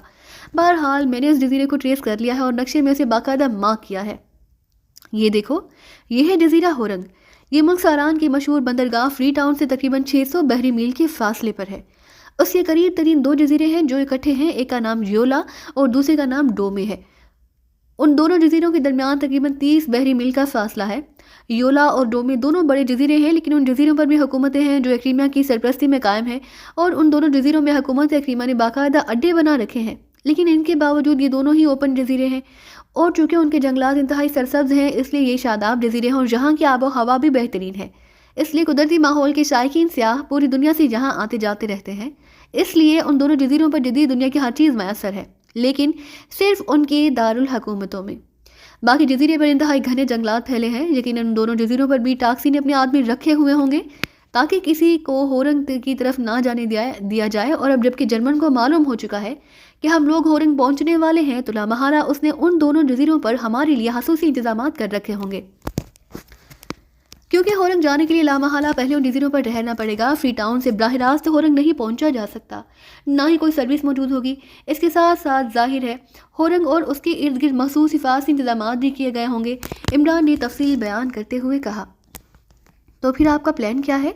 सफदर ने कहा, चीफ की कॉल आने से पहले तो मेरा प्रोग्राम ये था कि 2 टीमें बनाएं और अलग-अलग दोनों जजीरों पर पहुंचें, फिर वहां से अलग-अलग होरंग पहुंचकर मिशन मुकम्मल करें।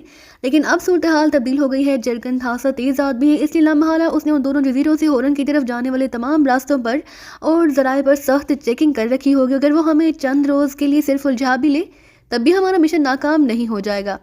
इसलिए मैंने अब ये प्लान बनाया है कि हम इन दोनों जजीरों पर जाने के बजाय जनूबी एक्रीमिया के मुल्क अर्जेंटाइन पहुंचें और वहां से अगर हम जनूबी बहर ओकियानोस में वाक़ सबसे बड़े जजीरे कजाओक पहुंच जाएं तो कजाओक से हम आसानी से बराह रास्त होरंग पहुंच जाएंगे, इमरान ने कहा।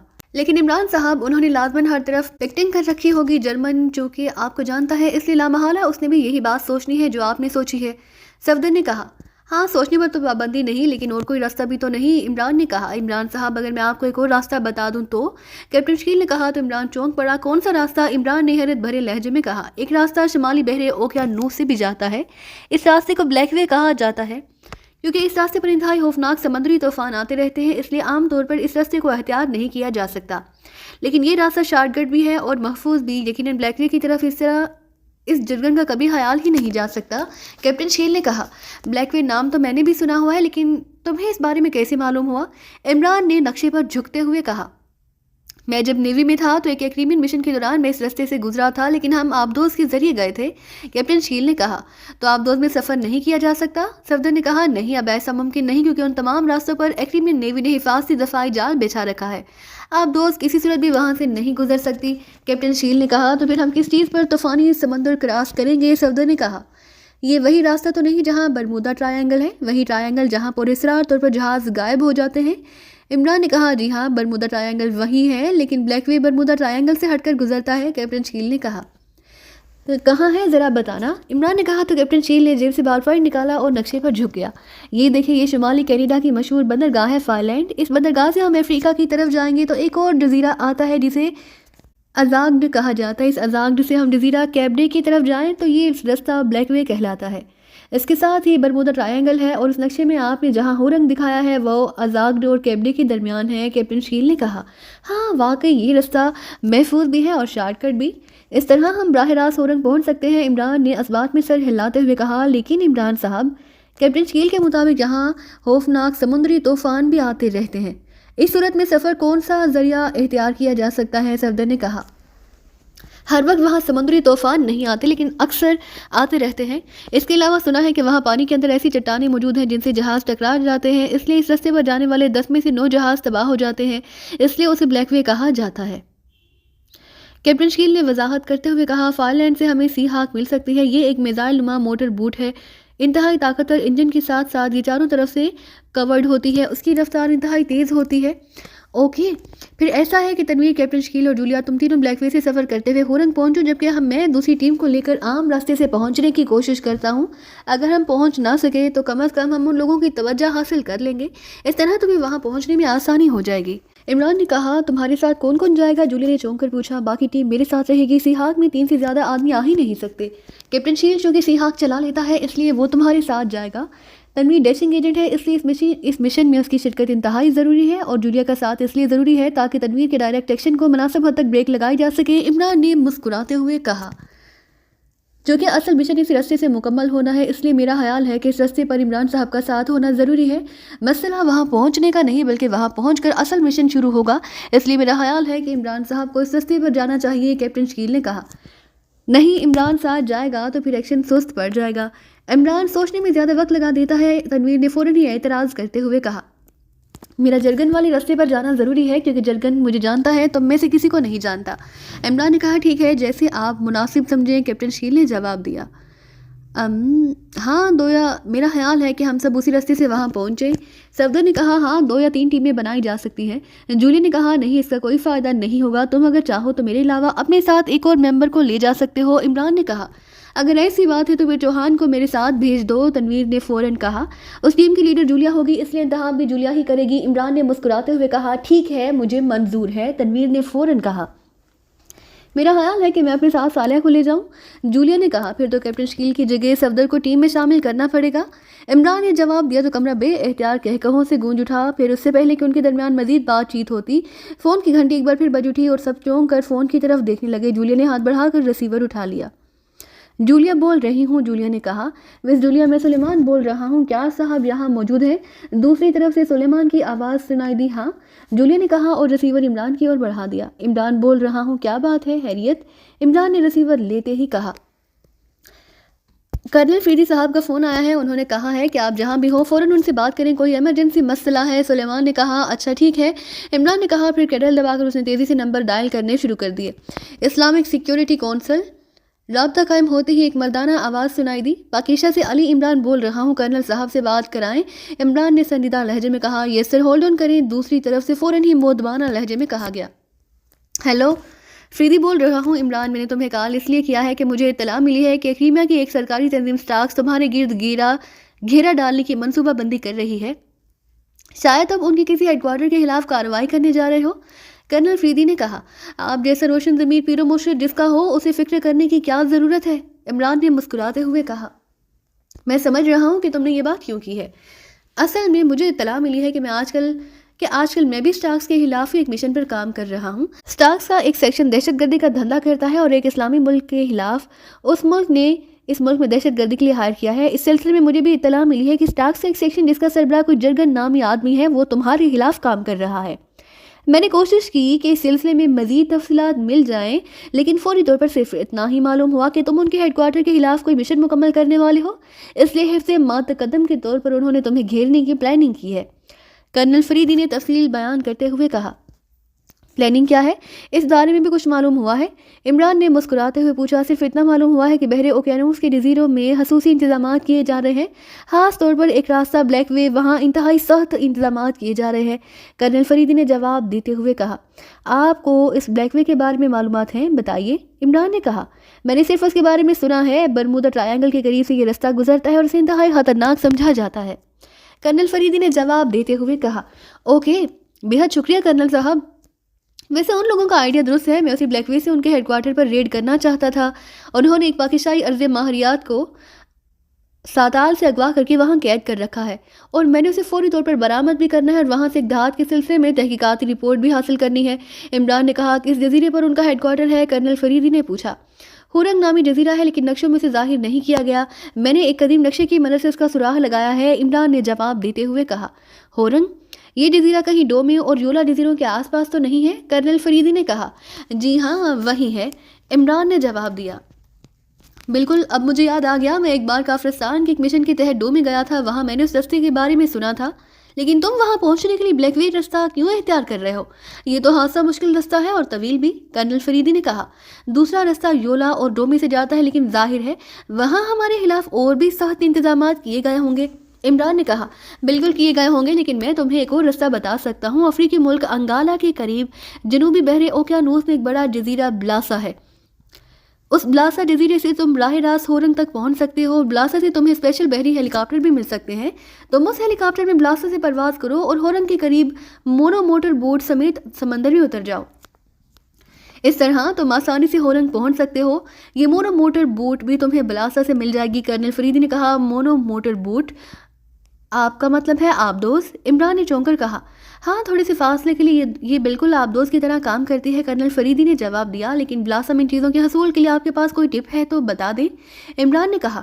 ہاں، بلاسا میں ایک کلب ہے، اگاسیا کلب، اس کے مالک مادام اگاسیا ہے، تم اسے میرا حوالہ دے دینا، تم نام نہیں بلکہ حوالہ سٹون کا، وہ تمہیں سب کچھ آسانی سے مہیا کر دے گی۔ ویسے اگر تم کہو تو میں اسے کال کر کے کہہ دوں، کرنل فریدی نے کہا۔ آپ اسے پرنس آف ڈھم کا حوالہ دے دیں، عمران نے کہا۔ ٹھیک ہے، میں کہہ دوں گا، کرنل فریدی نے جواب دیا۔ اوکے، اس تعاون کے لیے بے حد شکریہ، عمران نے مسکراتے ہوئے کہا۔ تمہارا بھی شکریہ کہ تم نے میری بات سنجیدگی سے تو سنی، خدا حافظ، دوسری طرف سے کرنل فریدی نے جواب دیا، اور اس کے ساتھ ہی رابطہ ختم ہو گیا اور عمران نے مسکراتے ہوئے ریسیور رکھ دیا۔ میں بھی آپ کی طرح کرنل صاحب کی بات سن کر بے حد حیران ہوا تھا کہ انہیں وہاں بیٹھے ہمارے مشن کے بارے میں کیسے اطلاعات مل گئی ہیں۔ صفدر نے کہا تو عمران مسکرا دیا۔ کرنل فریدی واقعی پیر و مرشد ہے، ان تک باقاعدہ اطلاع پہنچ گئی ہے تاکہ ہمیں روکا جا سکے، عمران نے کہا۔ تو سب اس کی بات سن کر چونک پڑے۔ یہ کیسے ممکن ہے کہ وہ خود کرنل فریدی تک اطلاع پہنچ جائے؟ صفدر نے کہا۔ جرگن بے حد تیز اور ذہین آدمی ہے، اور وہ میرے ساتھ ساتھ کرنل فریدی سے بھی اچھی طرح واقف ہے۔ اسے معلوم ہوگا کہ کرنل فریدی اسٹاکس کے دہشت گردوں کے خلاف کام کر رہا ہے، اسے یہ بھی معلوم ہے کہ ہمارے درمیان کیسے تعلقات ہیں، اس لیے اس نے خاص طور پر یہ اطلاع پہنچائی ہے۔ اس کا مقصد یہ تھا کہ ہم مزید محتاط ہو جائیں، اس طرح اسے وقت مل جائے گا، کیونکہ اس مشن میں اصل وقت ہی ہے، لیکن ہمیں اس سے یہ فائدہ ہوگا کہ کرنل فریدی نے ہمیں نہ صرف ایک اور راستہ بتا دیا بلکہ ایک انتہائی اہم ٹپ بھی مل گئی ہے۔ اب ہم سب کو اسی راستے سے جانا ہوگا، اب دو پارٹیاں بنانے کی ضرورت بھی نہیں رہی۔ البتہ اب ہم میں سے صرف 6 افراد ساتھ جا سکیں گے، عمران نے کہا۔ اس کا فیصلہ تو آپ نے کرنا ہے کہ کون کون ساتھ جائے گا، صفدر نے مسکراتے ہوئے کہا۔ عمران صاحب، اس بار آپ ہمیں موقع دیں، چوہان نے اچانک بولتے ہوئے کہا۔ ہمیں سے کیا مطلب؟ عمران نے مسکراتے ہوئے کہا۔ ہمیں مطلب ہے کہ ہمیں آپ نے ان ڈور کے لیے رکھا ہوا ہے، میں، صدیقی، ہاور اور نعمانی، چوہان نے کہا۔ دیکھو چوہان، ہم وہاں کھیلنے یا تفریح کرنے نہیں جا رہے، ہم نے انتہائی اہم اور فوری مشن مکمل کرنا ہے، اس لیے اس مشن میں تنویر اور کیپٹن شکیل دونوں کا جانا ضروری ہے۔ تنویر نے، اس لیے اس کی فطرت ایسے مشنز کے لیے انتہائی مفید ثابت ہوتی ہے، اور چونکہ یہ مشن ایک طرح سے سمندری مشن ہے، اس لیے کیپٹن شکیل کی نیوی کی کمانڈو سروس سے بھی ہم نے فائدہ اٹھانا ہے۔ تیسرا میں خود ہوں، اس لیے چیف نے مجھے پابند کر دیا ہے، اس طرح 3 آدمی ہم ہو گئے، ان کے علاوہ 3 آدمی اور جا سکتے ہیں، باقی آپ فیصلہ کر کے مجھے بتا دیں، ورنہ دوسری صورت میں یہ ہے کہ اس بار سیکرٹ سروس کی بجائے ٹائیگر جوزف اور جوانا یا آقا سلیمان پاشا کو ساتھ لے جاؤں، عمران نے مسکراتے ہوئے جواب دیا، تو سب بھی اختیار ہنس پڑے۔ ٹھیک ہے عمران صاحب، آپ مشن کو دیکھ کر جو چاہیں فیصلہ کریں، ہمیں اب کوئی اعتراض نہیں، چوہان نے کہا، اور عمران بے اختیار مسکرا دیا۔ یہ فیصلہ میری بجائے چیف نے کرنا ہے، میں تو اسے صرف سفارشات پیش کر سکتا ہوں، عمران نے کہا، اور سب نے اس بات میں سر ہلا دیے۔ सुरह रंग की स्पोर्ट्स कार खासी तेज रफ्तारी से सड़क में दौड़ती हुई आगे बढ़ी चली जा रही थी। सड़क खासी चौड़ी थी और उसमें ट्रैफिक भी खासी कम थी, इसलिए स्पोर्ट्स कार की रफ्तार इंतहाई तेज थी।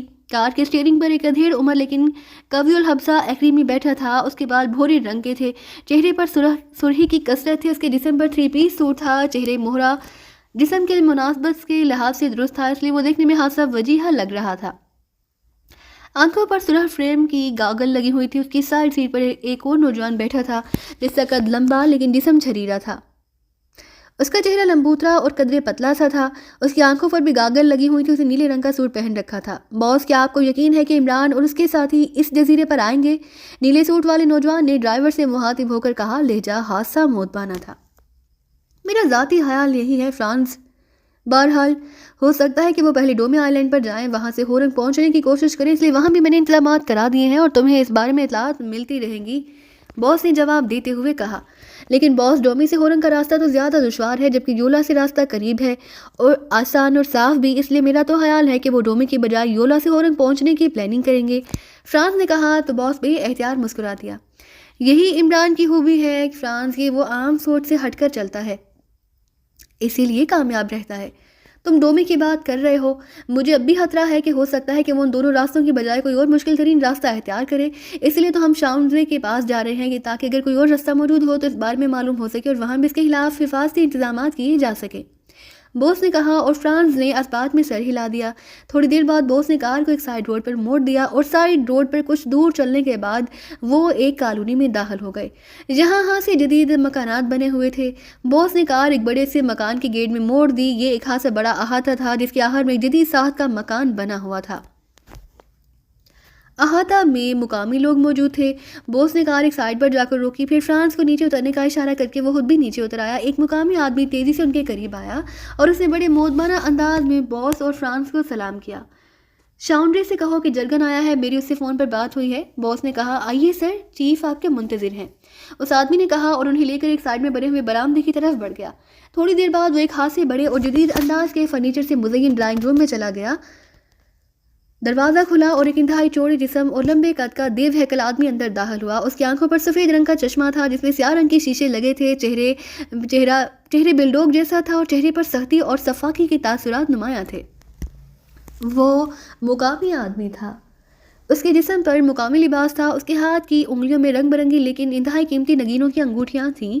हेलो, मुझे बेहद खुशी हो रही है कि आज शाउंड्रे इस काबिल तो हुआ कि तुम जैसा आदमी इसके पास चलकर आने में मजबूर हो गया, आने वाले ने बड़े गूंजदार लहजे में बात करते हुए कहा और उसके साथ ही उसने अपना चौड़ा हाथ मुसाफे के लिए आगे बढ़ा दिया। मैं दोस्ती के नाते आया हूँ शाउंड्री, वरना तुम्हारे और हमारे मफादात तो बहरहाल टकराते ही रहते हैं, जरगन ने मुस्कुराते हुए कहा और बड़े पुरजोश अंदाज में मुसाफिहा किया। मुझे तुम्हारी दोस्ती पर फख्र है, शाउंड्री ने कहा। ये मेरा साथी है फ्रांस और फ्रांस ये शाउंड्री है, जनूबी बहरे ओकियानूस का सी किंग। जरगन ने फ्रांस और शाउंड्रे का तारुफ कराते हुए कहा और फ्रांसी ने भी बड़े पुरजोश अंदाज में शाउंड्रे से मुसाफिहा किया और रस्मी जुमले अदा किए। शाउंड्रे, मुझे मालूम है कि बहरी स्मगलिंग में तुमसे बड़ा और कोई ग्रुप नहीं और पूरे जनूबी बहरे ओकियानूस पर तुम्हारी हुकूमत भी है और तुम्हारे ऐसे खुफिया रास्ते भी हैं कि जहाँ तक हुकूमत एक्रीमिया भी आज तक नहीं पहुँच सकी। गो मेरा ताल्लुक हुकूमत एक्रीमिया से ही है, लेकिन जहाँ मैं दोस्ती के नाते आया हूँ मुझे यकीन है कि तुम मेरे साथ मुकम्मल ताउन करोगे, जरगन ने कहा। दोस्तों के लिए तो शाउंड्रे की जान भी हाजिर है, तुम हुक्म तो करो, शाउंड्रे ने मुस्कुराते हुए कहा। उसी लम्हे दरवाज़ा खुला और एक मुकामी आदमी अंदर दाखिल हुआ। उसने ट्रे में शराब की बोतल और 3 गिलास रखे हुए थे। उसने एक साइड टेबल पर ट्रे रखा और शराब की बोतल खोली और तीनों गिलास भरकर उसने एक एक गिलास उन तीनों के सामने रखा और ट्रे उठाकर वापस चला गया। ये इंतहाई पुरानी शराब है, इसलिए मुझे यकीन है कि तुम इससे ज़रूर लुत्फ़ अंदोज़ होगे, शाउंड्रे ने कहा और अपने सामने रखा हुआ गिलास उठा लिया। शुक्रिया, जरगन ने कहा और उसने भी अपने सामने पड़ा हुआ गिलास उठाया और उससे एक घूंट लिया। वाकई शानदार है, जरगन ने कहा और शाउंड्रे मुस्कुरा दिया। देखो शाउंड्रे, तुम्हें मालूम है कि होरंग जजीरा हुकूमत एक्रीमा के तहत है और ममनुआ जजीरा है, जरगन ने कहा। हाँ, मुझे मालूम है, शाउंड्रे ने इस बात में सर हिलाते हुए कहा। एशिया का एक मुल्क है पाकिस्तान, ये एक्रीमा के मुकाबले में तो इंतहाई पसमानदा मुल्क है, लेकिन इस मुल्क की सीक्रेट सर्विस और इस सीक्रेट सर्विस के लिए काम करने वाला एक आदमी जिसका नाम अली इमरान है और वैसे आम तौर पर वो अपने आप को प्रिंस ऑफ डंप भी कहलाता है, ये इंतहाई खतरनाक सीक्रेट एजेंट है। मेरे सेक्शन ने पाकिस्तान के एक माहिर रियात को अगवा करके होरंग पहुंचाया है ताकि उससे एक अहम प्रोजेक्ट की तहकीकाती रिपोर्ट हासिल की जा सके। उस माहिर रियात के जहन पर असरात हैं जिसकी वजह से वो फौरी तौर पर उससे कुछ हासिल नहीं किया जा सकता, इसलिए کم از کم ایک ہفتہ لگے گا، جبکہ عمران اور پاکستان سیکرٹ سروسز سے ایک ہفتے کے دوران ہورنگ سے عثمانی ارضیات اور اس کی تحقیقاتی رپورٹ حاصل کرنے کی کوشش کریں گے۔ گو ہورنگ پر انتہائی سخت حفاظتی انتظامات ہیں، ایسے اقدامات اور انتظامات کہ وہاں اجازت کے بغیر ایک مکھی بھی داخل نہیں ہو سکتی، لیکن یہ لوگ انتہائی شاطر اور تیز ہیں، اس لیے میں نے فیصلہ کیا ہے کہ انہیں ہورنگ پہنچنے سے پہلے ختم کر دیا جائے، اور میں اسی سلسلے میں تمہارے پاس آیا ہوں۔ جرگن نے تفصیل بتاتے ہوئے کہا، مجھے بتاؤ کہ میں کیا کر سکتا ہوں۔ شاؤنڈری نے کہا، ہم نے یہ چیک کرنا ہے کہ عمران اور اس کے ساتھی کس راستے سے ہورنگ پہنچنے کی کوشش کریں گے۔ اس وقت ہمارے سامنے دو راستے ہیں، ایک جزیرہ یولا اور دوسرا جزیرہ ڈو میں۔ ان رستوں پر تو ہم نے تمام ممکنہ اقدامات کر لیے ہیں، لیکن یہ لوگ ایجنٹوں سے مختلف انداز میں کام کرتے ہیں، انہیں بھی نامعلوم رستوں کا علم ہوگا، اس لیے یہ لازماً کوئی ایسا راستہ تلاش کرنے کی کوشش کریں گے جو بظاہر ناممکن ہو۔ میں تمہارے پاس اس لیے آیا ہوں کہ اگر کوئی ایسا راستہ ہورنگ پہنچنے کا ہو جس کا ہمیں علم نہ ہو اور بظاہر ناممکن ہو تو تم ہمیں ایسے راستے کے بارے میں بتاؤ۔ جرگن نے کہا، سمندر تو بے حد وسیع ہے، کئی راستے ہو سکتے ہیں اور نہ بھی ہوں تو راستے بنائے جا سکتے ہیں۔ شاؤنڈری نے جواب دیا تو جرگن چونک پڑا، مثلاً کہ کسی ایک راستے کے بارے میں بتاؤ۔ جرگن نے ہونٹ چباتے ہوئے کہا، مثلاً بلیک وے۔ شاؤنڈری نے جواب دیا تو جرگن چونک پڑا، بلیک وے، اس کے بارے میں تو سنا تھا لیکن مجھے اس کی تفصیل معلوم نہیں۔ جرگن نے کہا، ادھر دیوار پر نقشہ لگا ہوا ہے، آؤ میں بتاؤں کہ بلیک وے کس سمت سے جاتا ہے۔ شاؤنڈری نے اٹھتے ہوئے کہا تو جرگن اور فرانس بھی اٹھ کھڑے ہوئے، پھر ایک سائڈ دیوار پر جنوبی بحری اوقیانوس کا ایک بہت بڑا اور تفصیلی نقشہ فریم میں لگا ہوا تھا۔ پھر شاؤنڈری نے ان دونوں کو بلیک وے کے متعلق تفصیل سے بتانا شروع کر دیا۔ ہاں یہ راستہ تو ہے اور اس طرف ہمارا کوئی تعلق بھی نہیں، پھر کیا کیا جائے؟ جرگن نے پریشان ہوتے ہوئے کہا، تم یہی چاہتے ہو کہ یہ لوگ ہورنگ تک نہ پہنچ سکیں؟ شاؤنڈری نے مسکراتے ہوئے کہا، ہاں میں چاہتا تو یہی ہوں، لیکن جرگن نے ہونٹ چباتے ہوئے جواب دیا، ایسا ہو سکتا ہے کہ اگر میں چاہوں تو۔ شاؤنڈری نے جواب دیا تو جرگن چونک پڑا، کیسے؟ تم ان سب رستوں سے کیسے انہیں روک سکتے ہو؟ جرگن نے حیرت بھرے لہجے میں کہا، تمہیں دراصل میرے متعلق کچھ بھی معلوم نہیں، مجھے ویسے ہی سیکنگ نہیں کہا جاتا۔ پورے بحر اوقیانوس میں کوئی جزیرہ اور کوئی راستہ ایسا نہیں جس پر میرا کنٹرول نہ ہو اور جہاں میرے آدمی نہ ہو سوائے سرکاری جزیروں کے، اس لیے میں چاہوں تو ایک آدمی بھی بحر اوقیانوس میں معمولی سی حرکت بھی نہ کر سکے۔ شاؤنڈری نے جواب دیتے ہوئے کہا، اگر تم ناراض نہ ہو تو میں تمہیں ایک آفر کروں؟ جرگن نے چند لمحے خاموش رہنے کے بعد کہا، ہاں بولو، کھل کر بات کرو۔ شاؤنڈری نے کہا، اگر تم ناراض نہ ہو تو میں تمہیں معاوضے کی آفر کرتا ہوں کہ تم خاص طور پر اس عمران اور اس کے ساتھیوں کو ہورنگ تک نہ پہنچنے دو، صرف ایک ہفتے کے لیے۔ جرگن نے کہا، یہ معاوضہ کون دے گا؟ تم ہو یا تمہاری حکومت دے گی؟ لیکن کیا حکومت کسی اسمگلر کو معاوضہ دینے پر تیار ہو جائے گی؟ شاؤنڈری نے کہا، یہ میرا مسئلہ ہے، ہم نے حکومت سے صرف فنڈ ریلیز کرانے ہوتے ہیں اور بس، اسے استعمال کہاں کیا جاتا ہے یہ ہماری ذاتی مرضی ہوتی ہے، ہم حکومت کو اس کا حساب دیتے ہیں اور نہ کسی کا نام سامنے آتا ہے، اس لیے تم فکر مت کرو، تمہارا نام کسی صورت بھی سامنے نہیں آئے گا، البتہ میں ذاتی طور پر مطمئن ہو جاؤں گا۔ جرگن نے کہا، پھر تو ٹھیک ہے، مجھے کیا اعتراض ہو سکتا ہے، اس طرح میں پابند بھی ہو جاؤں گا۔ شاؤنڈری نے جواب دیا، اوکے، بے حد شکریہ، اب بتاؤ کتنا معاوضہ دوں؟ جرگن نے کہا، کورٹ کی اندرونی جیب میں ہاتھ ڈالتے ہوئے کہا، تمہارے لیے $10,00,000۔ شاؤنڈری نے بے تکلفانہ لہجے میں کہا، ٹھیک ہے۔ جرگن نے کہا اور جیب سے چیک بک نکال کر اس نے قلم نکالا، اس پر رقم بھری اور دستخط کر کے اس نے چیک پھاڑ کر شاؤنڈری کی اور بڑھا دیا۔ ٹھیک ہے، اب بے فکر ہو جاؤ، ایک ہفتہ تو کیا، 1 سال تک کوئی بھی اجنبی ہورنگ جزیرے تک نہ پہنچ سکے گا۔ شاؤنڈری نے ایک نظر چیک کو دیکھا، پھر اسے طے کر کے جیب میں ڈال لیا۔ اگر وہ لوگ گزرے تو تم مجھے بہرحال اطلاع کرنی ہے اور اگر ہو سکے تو ان کی لاشیں بھی محفوظ کر لینا۔ جرگن نے کہا، ٹھیک ہے، یہ بھی ہو جائے گا، لیکن تمہیں اطلاع کیسے ہوگی؟ شاؤنڈری نے کہا، میں اپنی ذاتی مخصوص فریکوینسی تمہیں بتا دیتا ہوں، اس پر تم جب بھی کال کرو گے مجھ سے رابطہ ہو جائے گا، چاہے میں دنیا کے کسی بھی خطے میں موجود ہوں گا۔ جرگن نے کہا اور اس کے ساتھ ہی اس نے جیب میں ہاتھ ڈالا اور ایک چھوٹا سا کارڈ نکال کر اسے شاؤنڈری کی اور بڑھا دیا۔ اس پر فریکوینسی بھی موجود ہے، جرگن نے کہا اور شاؤنڈری نے کارڈ لیا اور اسے دیکھ کر جیب میں رکھ لیا۔ تمہاری بھی کوئی فریکوینسی ہے؟ جرگن نے پوچھا، ایک خاص فریکوینسی ہے، تم اس پر کال کر کے میرا نام لوگے تو میں جہاں بھی ہوں گا مجھ سے رابطہ کرا دیا جائے گا۔ شاؤنڈری نے کہا اور ایک فریکوینسی بتا دی۔ اوکے، شکریہ، اب ہمیں اجازت۔ جرگن نے کہا اور اٹھ کھڑا ہوا، بے فکر ہو جاؤ دوست، اب تم ہر حالت میں محفوظ ہو، لیکن میں صرف سمندری سفر کی بات کر رہا ہوں۔ شاؤنڈری نے اٹھتے ہوئے کہا اور جرگن نے اس بات میں سر ہلا دیا۔ ایک ٹرانسپورٹ ہیلی کاپٹر فضا میں کافی بلندی پر پرواز کرتا سمندر کے اوپر سے گزرتا ہوا آگے بڑھا چلا جا رہا تھا۔ اس ٹرانسپورٹ ہیلی کاپٹر میں عمران اور اس کے ساتھی موجود تھے، وہ سب ایکریمین میک اپ میں تھے، حتیٰ کہ جولیا بھی ایکریمین میک اپ میں تھی۔ اقبی طرف 2 بڑے بڑے تھیلے موجود تھے، پائلٹ سیٹ پر خود عمران تھا، جبکہ اس کی سائیڈ سیٹ پر جولیا اور اقبی سیٹوں پر تنویر، کیپٹن شکیل، صفدر اور صالحہ موجود تھے۔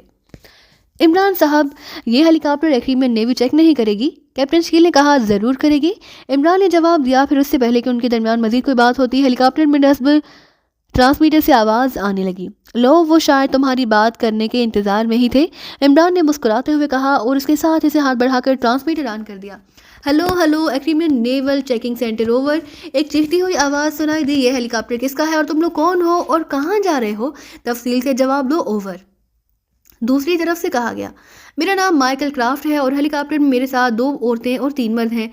हमारा ताल्लुक डबल एस ग्रुप से है और हमारी मंजिल डोमे जजीरा है, ओवर। इमरान ने महसूस लहजे में कहा, डबल एस का स्पेशल कोड दोहराओ। दूसरी तरफ से कहा गया और इमरान ने नामानुस से इनसे पूरे तसलसल से बोलने शुरू कर दिए। कोड दुरुस्त है, अपना महसूस कोड दोहराओ ताकि हम चेकिंग कर सकें, ओवर। दूसरी तरफ से कहा गया, mission highland silver queen, over. Imran ने कहा, ओके, हम चेकिंग के बाद दोबारा कॉल करेंगे, ओवर एंड ऑल। दूसरी तरफ से कहा गया और इमरान ने हाथ बढ़ाकर ट्रांसमीटर ऑफ कर दिया। इमरान साहब, डबल एस से मतलब सी सेफ्टी है शायद, कैप्टन शकील ने कहा। हाँ, ये एग्रीमेंट नेवी का खुफिया और मखसूस कोड है, इमरान ने जवाब दिया। आपने कोड तो शायद मालूम कर लिया होगा, लेकिन इस मिशन के बारे में तो वो फौरी मालूम कर लेंगे और जाहिर है उन्हें यही जवाब मिलना है कि ऐसा कोई मिशन नहीं भेजा जा रहा, कैप्टन ने कहा। जब तक वो चेक करेंगे और हमें दोबारा कॉल करेंगे, उस वक्त तक हम जजीरा साड्यूलो के करीब पहुंच चुके होंगे और हेलीकॉप्टर वहां छोड़कर आगे का सफ़र शुरू कर देंगे। इमरान ने मुस्कुराते हुए कहा, इमरान साहब, आपने मीटिंग के दौरान तो कर्नल फरीदी के बताए हुए नए रास्ते जजीरा ब्लासा से सफ़र करने का फैसला किया था, फिर अचानक ये फैसला क्यों बदल दिया? सफदर ने पूछा। मैंने उस बारे में मालूमात हासिल की थी, वो हादसा तवील रास्ता है, फिर उस रास्ते में स्मगलरों के बहुत से ग्रुप मौजूद हैं, हम लामहला उनसे उलझ जाते, इसलिए मैंने फैसला किया कि उधर से जाना हमारे लिए गलत होगा। उसके बाद मैं कर्नल फरीदी को फ़ोन किया और उनसे इस पॉइंट पर डिस्कशन की। कर्नल फरीदी ने उस नए रास्ते की निशानदेही कर दी। ये रास्ता महफूज भी है और आसान भी।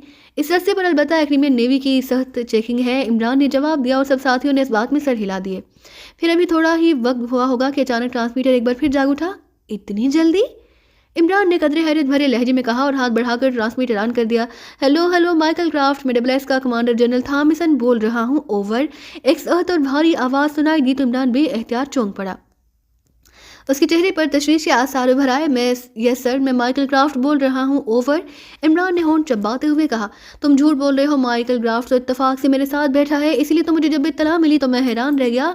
यकीनन तुम किसी दुश्मन मुल्क के जासूस हो, अगर ऐसा है तो तुम्हें एक लम्हे में हलाक किया जा सकता है, लेकिन मैं ऐसा नहीं चाहता कि किसी को बगैर छानबीन के हलाक कर दूं, इसलिए मैं तुम्हें 5 मिनट देता हूं। अगर 2 मिनट के अंदर तुमने उसे हेलीकॉप्टर का रुख ना मोड़ा और जिधर से तुम आए हो उधर वापस ना गए तो ठीक 2 मिनट के बाद तुम्हारे हेलीकॉप्टर पर सी हाक मिसाइल फायर कर दिया जाएगा। और ये भी सुन लो कि तुम्हारा हेलीकॉप्टर उस वक्त मेरी नज़रों में है और अपने साथियों की जान बचाने के इस आखिरी मौका से फ़ायदा उठाओ, ओवर एंड ऑल। दूसरी तरफ से इंतहाई सख्त लहजे में कहा गया और उसके साथ ही राब्ता खत्म हो गया। इमरान ने ट्रांसमीटर ऑफ किया और उसके साथ ही उसने बिजली की सी तेज़ी से हेलीकॉप्टर का रुख मोड़ना शुरू कर दिया। फिर वाकई 2 मिनट से पहले उसका हेलीकॉप्टर वापस उसी तरफ को परवाज़ कर रहा था जिधर से वो आ रहे थे। ये क्या हुआ इमरान साहब? जूलिया ने कहा। इसे ही शोमाई किस्मत कहा जाता है कि मैंने बड़ी छानबीन के बाद इसका नाम मालूम कराया, वो कमांडर के पास मौजूद था। ये तो कमांडर की हाथ सोच ने हमें मौका दे दिया, वरना तो सी हाक मिसाइल पलक झपकने में हमें जलाकर राख कर देता। इमरान ने जवाब देते हुए कहा, तो क्या अब हम वापस जा रहे हैं? जूलिया ने कहा, नहीं, वापस जाकर तो हम पके हुए फलों की तरह इनकी झोली में जा गिरेंगे। ये एग्रीमेंट नेवी है, तुमने देखा नहीं कि उन्होंने किस कदर तेज़ रफ्तारी से चेकिंग की है, और कमांडर ने भी हम पर कोई मेहरबानी नहीं की। वो हमारे बारे में तफसीली चेकिंग करना चाहते हैं, इसलिए उन्होंने हमें वापस जाने का मौका दिया है, इमरान ने कहा। तो फिर जूलिया ने कहा, घबराओ नहीं, यहाँ से करीब ही एक छोटा सा जजीरा है, मैं हेलीकॉप्टर वहाँ उतार दूंगा और उसके बाद हम वहाँ से अपना समंदरी सफ़र शुरू करेंगे। अब इसके सिवा और कोई चारा भी नहीं, इमरान ने जवाब दिया और जूलिया खामोश हो गई। तकरीबन 5 मिनट बाद इमरान ने हेलीकॉप्टर की बुलंदी कम करना शुरू कर दी और थोड़ी देर बाद वाकई वो एक छोटे से जजीरे के किनारे पर एक खुली जगह पर उतर चुके थे। ये जजीरा घने जंगलात से ढका हुआ था। ये जंगल इस कदर घना था कि ट्रांसपोर्ट हेलीकॉप्टर दरख्तों के दरमियान उतारा भी ना जा सकता था, इसलिए इमरान ने साहिल के करीब एक खाली जगह पर उसे उतारा और फिर वो एक एक करके हेलीकॉप्टर से नीचे उतर आए। सफदर और तनवीर ने दोनों बड़े बड़े थैले उठाए हुए थे। ये तो हम अच्छे हाथ से प्रॉब्लम में फंस गए हैं इमरान साहब। नेवी का तो इस सारे इलाके में जाल फैला हुआ है और वो लामहला हमें कहीं ना कहीं चेक भी कर लेंगे और पकड़ भी लेंगे, कैप्टन शील ने परेशान से लहजे में कहा। जब कोई लाया अमल गलत हो जाए तो परेशानी तो बहरहाल होती ही है, लेकिन हिम्मत हारने से भी तो कुछ नहीं हुआ करता, इमरान ने मुस्कुराते हुए कहा। वो इस तरह मुतमईन नजर आ रहा था जैसे ये सब कुछ उसके सोचे हुए अंदाज में हो रहा हो। یہ اب تھیلوں میں سے ربڑ کی کشتیاں نکالو اور ان میں ہوا بھرو تاکہ ہم اپنا سفر شروع کر سکیں۔ عمران نے اپنے ساتھیوں سے کہا، لیکن پھر اس سے پہلے کہ وہ اس کی ہدایت پر عمل کرنا شروع کرتے، اچانک ایک چیختی ہوئی آواز سنائی دی، خبردار ہاتھ اٹھا دو ورنہ۔ بولنے والے کا لہجہ بے حد سخت تھا اور اس کے ساتھی چونک کر ادھر مڑے ہی تھے جدھر سے آواز آئی تھی کہ وہ یہ دیکھ کر حیران رہ گئے کہ ان کی چاروں طرف سے تقریباً 10 آدمی ہاتھوں میں جدید ساخت کی مشین گنیں اٹھائے جھاڑیوں سے باہر آ گئے ہیں۔ ان میں سے اکثریت مقامی افراد کی تھی، جبکہ باقی مختلف یورپی قومیتوں کے تھے۔ ان سب کے جسموں پر سیاہ لباس تھے۔ تم کون ہو؟ عمران نے حیران ہو کر ان سے پوچھا۔ اسی لمحے ایک درخت سے کسی نے چھلانگ لگائی اور وہ اڑتا ہوا عمران کے قریب آ کر گرا۔ عمران اسے غور سے دیکھنے لگا۔ تم میں سے علی عمران کس کا نام ہے؟ آنے والے نے کہا تو عمران اپنا نام اس اجنبی کے نام منہ سے سن کر بے اختیار اچھل پڑا۔ اس کے تصور میں بھی نہ تھا کہ اس جزیرے پر اس کا نام بھی کوئی آدمی جانتا ہوگا، جبکہ وہ تو اتفاق کر اس جزیرے پر آئے تھے۔ کمال ہے، میرا نام اس قدر شہرت اختیار کر گیا ہے۔ عمران نے حیرت بھرے لہجے میں کہا، تو تم ہو علی عمران؟ اور یہ باقی لوگ پاکستان سیکرٹ سروس کے ممبرز ہیں۔ سنو، تمہاری بھلائی اسی میں ہے کہ تم کوئی غلط حرکت کیے بغیر ہمارے ساتھ چلو، ورنہ ہمیں حکم یہی دیا گیا تھا کہ تمہیں دیکھتے ہی گولیوں سے اڑا دیں، اس آدمی نے کہا۔ لیکن پہلے تم اپنا اور اپنے ساتھیوں کا تعارف تو کراؤ تاکہ ہمیں بھی تو معلوم ہو سکے کہ ہم کن معزز افراد کے مہمان ہیں۔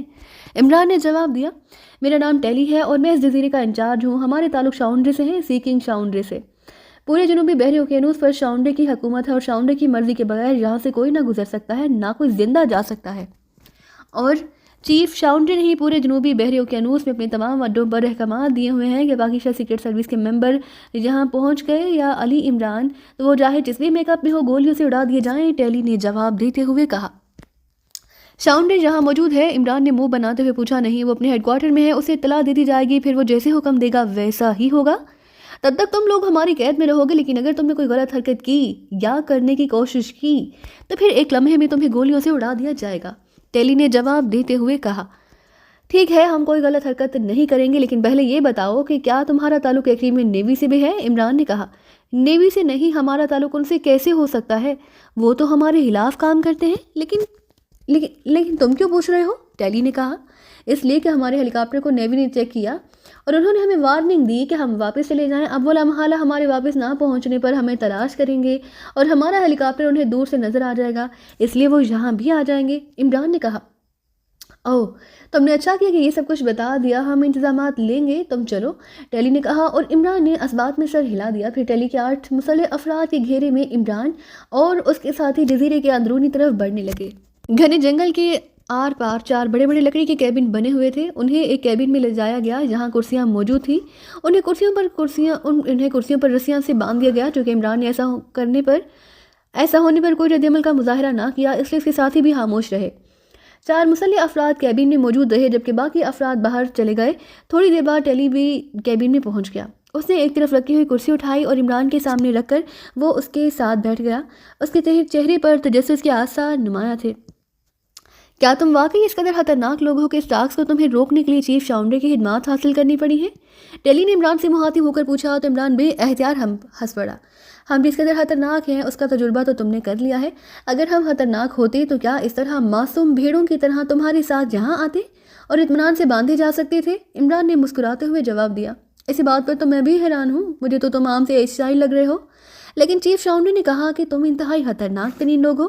ٹیلی نے کہا، تمہارا تعلق کریمیا سے ہے؟ عمران نے اس کی بات کا جواب دیتے ہوئے کہا، نہیں، میں کینیڈین ہوں۔ ٹیلی نے جواب دیا، پھر تو تمہیں معلوم ہی ہوگا کہ آج کل خطرناک ہونے کا پروپیگنڈا بھی خاصا کام دیتا ہے، اس طرح معاوضہ بھی زیادہ ملتا ہے اور مخالف بھی ڈرے رہتے ہیں۔ عمران نے جواب دیا، معاوضہ؟ کیا مطلب؟ کیا تمہارا تعلق حکومت سے نہیں؟ ٹیلی نے کہا، حکومت سے تعلق رکھنے والے لوگ اس طرح کام نہیں کرتے ٹیلی، ان کے کام کرنے کا طریقہ اور ہوتا ہے۔ ہمارا تعلق پاکستان سے ضرور ہے، لیکن ہمارا کام بھی بالکل اسی طرح کا ہے جس طرح تم کرتے ہو۔ تم یا تمہارے چیف نے بھی تو اسٹارک سے معاوضہ لے کر یہ کام کیا، اسی طرح ہم بھی معاوضہ لے کر کام کر رہے ہیں۔ عمران نے جواب دیا، مجھے بتایا گیا ہے کہ تم لوگ ہورنگ جانا چاہتے ہو، لیکن یہاں سے تم ہورنگ نہیں پہنچ سکتے۔ ٹیلی نے کہا، ہمارا پروگرام تو ہیلی کاپٹر پر ہورنگ پہنچنے کا تھا، لیکن ایگریمنٹ نیوی نے ہمیں آگے نہیں جانے دیا۔ عمران نے جواب دیا۔ پھر اس سے پہلے کہ مزید ان کے درمیان کوئی بات ہوتی، ایک آدمی ہاتھ میں ایک جدید ساخت کا ٹرانسمیٹر اٹھائے اندر داخل ہوا۔ चीफ की कॉल है बॉस। उस आदमी ने ट्रांसमीटर टेली की ओर बढ़ाते हुए कहा और टेली ने इस बात में सर हिलाते हुए उससे ट्रांसमीटर ले लिया। ट्रांसमीटर पर सुरह रंग का बल्ब जल रहा था। टेली ने एक बटन दबाया तो ट्रांसमीटर से सीडी की आवाज़ निकलने लगी और टेली ने दूसरा बटन ऑन कर दिया। हेलो हेलो 31 पॉइंट से टेली बोल रहा हूँ, ओवर। टेली ने बार बार कॉल देना शुरू कर दी। शाउंड्रे अटेंडिंग यू, क्या बात है, क्यों कॉल का ऑप्शन दिया गया है, ओवर। ट्रांसमीटर से एक भारी और चीखती हुई आवाज़ सुनाई दी। चीफ, इमरान और उसके साथियों को हमने गिरफ्तार कर लिया है, ओवर। टेली ने इमरान की ओर देखते हुए कहा। क्या क्या कह रहे हो, तुमने गिरफ्तार कर लिया? वो उधर तुम्हारी तरफ कैसे पहुंच गए? उन्होंने तो ब्लैकवे से सफ़र करना था, ओवर। शाउंड्रे के लहजे में हैरत थी। वो एक बड़े ट्रांसपोर्ट हेलीकॉप्टर पर सवार थे, चीफ। ये हेलीकॉप्टर पहले आगे चला गया, फिर वापस आया और हमारे पॉइंट पर उतर गया। हमने हेलीकॉप्टर को उतरते देखकर पिकटिंग कर ली थी। फिर जब हेलीकॉप्टर से 2 एक्रीमियन औरतें और 4 एक्रीमियन मर्द नीचे उतरे तो हम परेशान हो गए। लेकिन फिर उन लोगों ने एशियाई ज़ुबान में आपस में बातें शुरू की तो हम समझ गए कि ये वही पाकिस्तानी हैं जिनके मुतालिक आपने हिदायत दी थी। चनाचे हमने उन्हें पकड़ लिया और अब वो कैबिन में रस्सियों से बंधे हुए मौजूद हैं। उनमें से एक ने इतराफ़ भी कर लिया कि उसका नाम अली इमरान है, ओवर। टेली ने तफसील से बयान देते हुए कहा। ओह, तो वो इस रास्ते से होरंग जा रहे थे, बहरहाल अब उन्हें गोलियों से उड़ा दो, ओवर। शाउंड्रे ने कहा। मेरी बात कराओ अपने चीफ से। इमरान ने कहा। चीफ, वो अली इमरान आपसे बात करना चाहता है, ओवर। टेली ने शाउंड्रे से मुहातिब होकर कहा। क्यों, क्या ज़रूरत है बात करने की, तुम मेरे हुक्म की तामील करो, ओवर एंड आल। दूसरी तरफ से चीखते हुए लहजे में कहा गया और उसके साथ ही ट्रांसमीटर से सीटी की आवाज़ निकलने लगी तो टेली ने बटन ऑफ किया और ट्रांसमीटर उस आदमी की ओर बढ़ा दिया। आई एम सॉरी इमरान, जब चीफ के हुक्म की तामील हम पर फ़र्ज़ है, टेली ने कुर्सी से उठते हुए सख्त लहजे में कहा और उसके साथ ही उसने जेब से रिवाल्वर निकाल कर हाथ में पकड़ लिया। उसके चेहरे पर यकला सफाकी के तासुरात उभर आए थे। तुम अपना फ़र्ज़ ज़रूर पूरा करना, मैंने तुम्हें मना तो नहीं किया, लेकिन पहले मेरी बात सुन लो। इसी में तुम्हारी और तुम्हारे चीफ दोनों की भलाई है। इमरान ने मुंह बनाते हुए कहा। तुम क्या कहना चाहते हो? टेली ने ऐसे लहजे में कहा जैसे वो बादल ना हवासा इमरान की बात सुनने के लिए तैयार हुआ हो। ये सब तुम्हारे चीफ और तुम्हारे ग्रुप के खिलाफ जरगन की एक बहुत बड़ी साजिश है कि तुम लोग एक मामूली से मुआवजे की खातिर इस साजिश में फंस रहे हो, इमरान ने कहा, जबकि उसके नाखून मुसलसल अपना काम करने में मसरूफ़ थे। कैसी साजिश, खुलकर बात करो, टेली ने जवाब देते हुए कहा। हमारे सामान में किंतहाई खुफिया आला मौजूद है। उस आले को जैसे ही ऑन किया जाएगा तुम्हारा ये अड्डा मार्क हो जाएगा और फिर जहां अचानक बेहोश कर देने वाली गैस फायर की जाएगी, उसके बाद तुम लोगों से शाउंड्रे का पूरा सेटअप मालूम करके तुम्हें ख़त्म कर दिया जाएगा, इमरान ने जवाब देते हुए कहा। तुम्हारा मतलब है कि तुम लोग पाकिस्तानी नहीं हो बल्कि एक्रीमियन हो, टेली ने बुरा सा मुंह बनाते हुए कहा। नहीं, हम पाकिस्तानी ही हैं, लेकिन हमने तुम्हें पहले बताया कि हम भी तुम्हारी तरह मुआवजा लेकर काम करते हैं, इमरान ने जवाब दिया। तुम्हारी ये बात इंतहाई फजूल और अहमकाना है, टेली ने कहा और उसके साथ उसका रिवाल्वर का रुख उसने इमरान की तरफ किया। तुम खुद जाकर देख लो, फिर तुम्हें खुद ही समझ आ जाएगी। हम तो बहरहाल बंधे हुए हैं, कहीं भाग कर तो नहीं जा रहे। तुम जिस वक्त चाहो हमें ख़त्म कर सकते हो, इमरान ने कहा। इसका सामान ले आओ, टेली ने मुड़कर अपने साथियों से कहा। तो वो 2 आदमी तेज़ी से कैबिन से बाहर निकल गए। इमरान ने गो अपने हाथ पर बंधी हुई रस्सियां खोली थी, लेकिन वो उसी तरह खामोश बैठा था क्योंकि कमरे में इस वक्त भी टेली के अलावा 2 मशीन गनों से मुसल्लह आदमी मौजूद थे और ये इत्तफाक था कि उनकी जेबों में कोई असलहा ही ना था। थोड़ी देर बाद दोनों आदमी वापस आए तो उन दोनों ने एक बैग उठाया हुआ था। उन्हें खोल कर फर्श पर पलटो, मैं बताता हूँ तुम्हें, इमरान ने कहा तो टेली के इशारे पर दोनों थैले खोल कर ज़मीन पर पलट दिए गए। ये स्याह रंग का जो रिमोट कंट्रोल जैसा आला है, इसे उठाओ, इमरान ने इशारा करते हुए टेली से कहा तो टेली ने झुककर वो आला उठाया और उसे गौर से देखने लगा। ये क्या चीज़ है, टेली ने हैरान होकर कहा। इसे आमतौर पर कंप्यूटर काशन कहते हैं। तुम अगर चाहो तो उसे चेक कर सकते हो। इसका सुरख रंग का बटन प्रेस ना करना वरना काशन ऑन हो जाएगा। उसके साथ वाला सफ़ेद रंग का बटन ऑन करो, उस पर उस जगह का नक्शा उभर आएगा। ये नक्शा कंप्यूटर का तैयार कर दे होगा, ने कहा। जहाँ का नक्शा वो कैसे शो कर सकता है, टेली ने हैरान होते हुए कहा। यही तो इस कंप्यूटर का कमाल है। जैसे ही तुम इस सफ़ेद बटन को ऑन करोगे, इस जगह का नक्शा कंप्यूटर की मदद से चंद सेकंड में तैयार होकर उभर आएगा। फिर जब तुम उसके साथ सुरह बटन प्रेस करोगे तो नक्शा मास्टर कंप्यूटर को पहुंच जाएगा और वो लोग समझ जाएंगे कि कहाँ का काशन दिया जा रहा है, इमरान ने उसे समझाते हुए कहा। ऐसा तो मुमकिन ही नहीं, अगर ये सुरह बटन प्रेस ना किया जाए तो फिर काशन नहीं दिया जा सकता। फिर हमें किस बात का खतरा होगा। जी तो प्यारे साथियों, इसी के साथ स्टार्क्स के पहले हिस्से का इख्तिताम यहाँ पर होता है।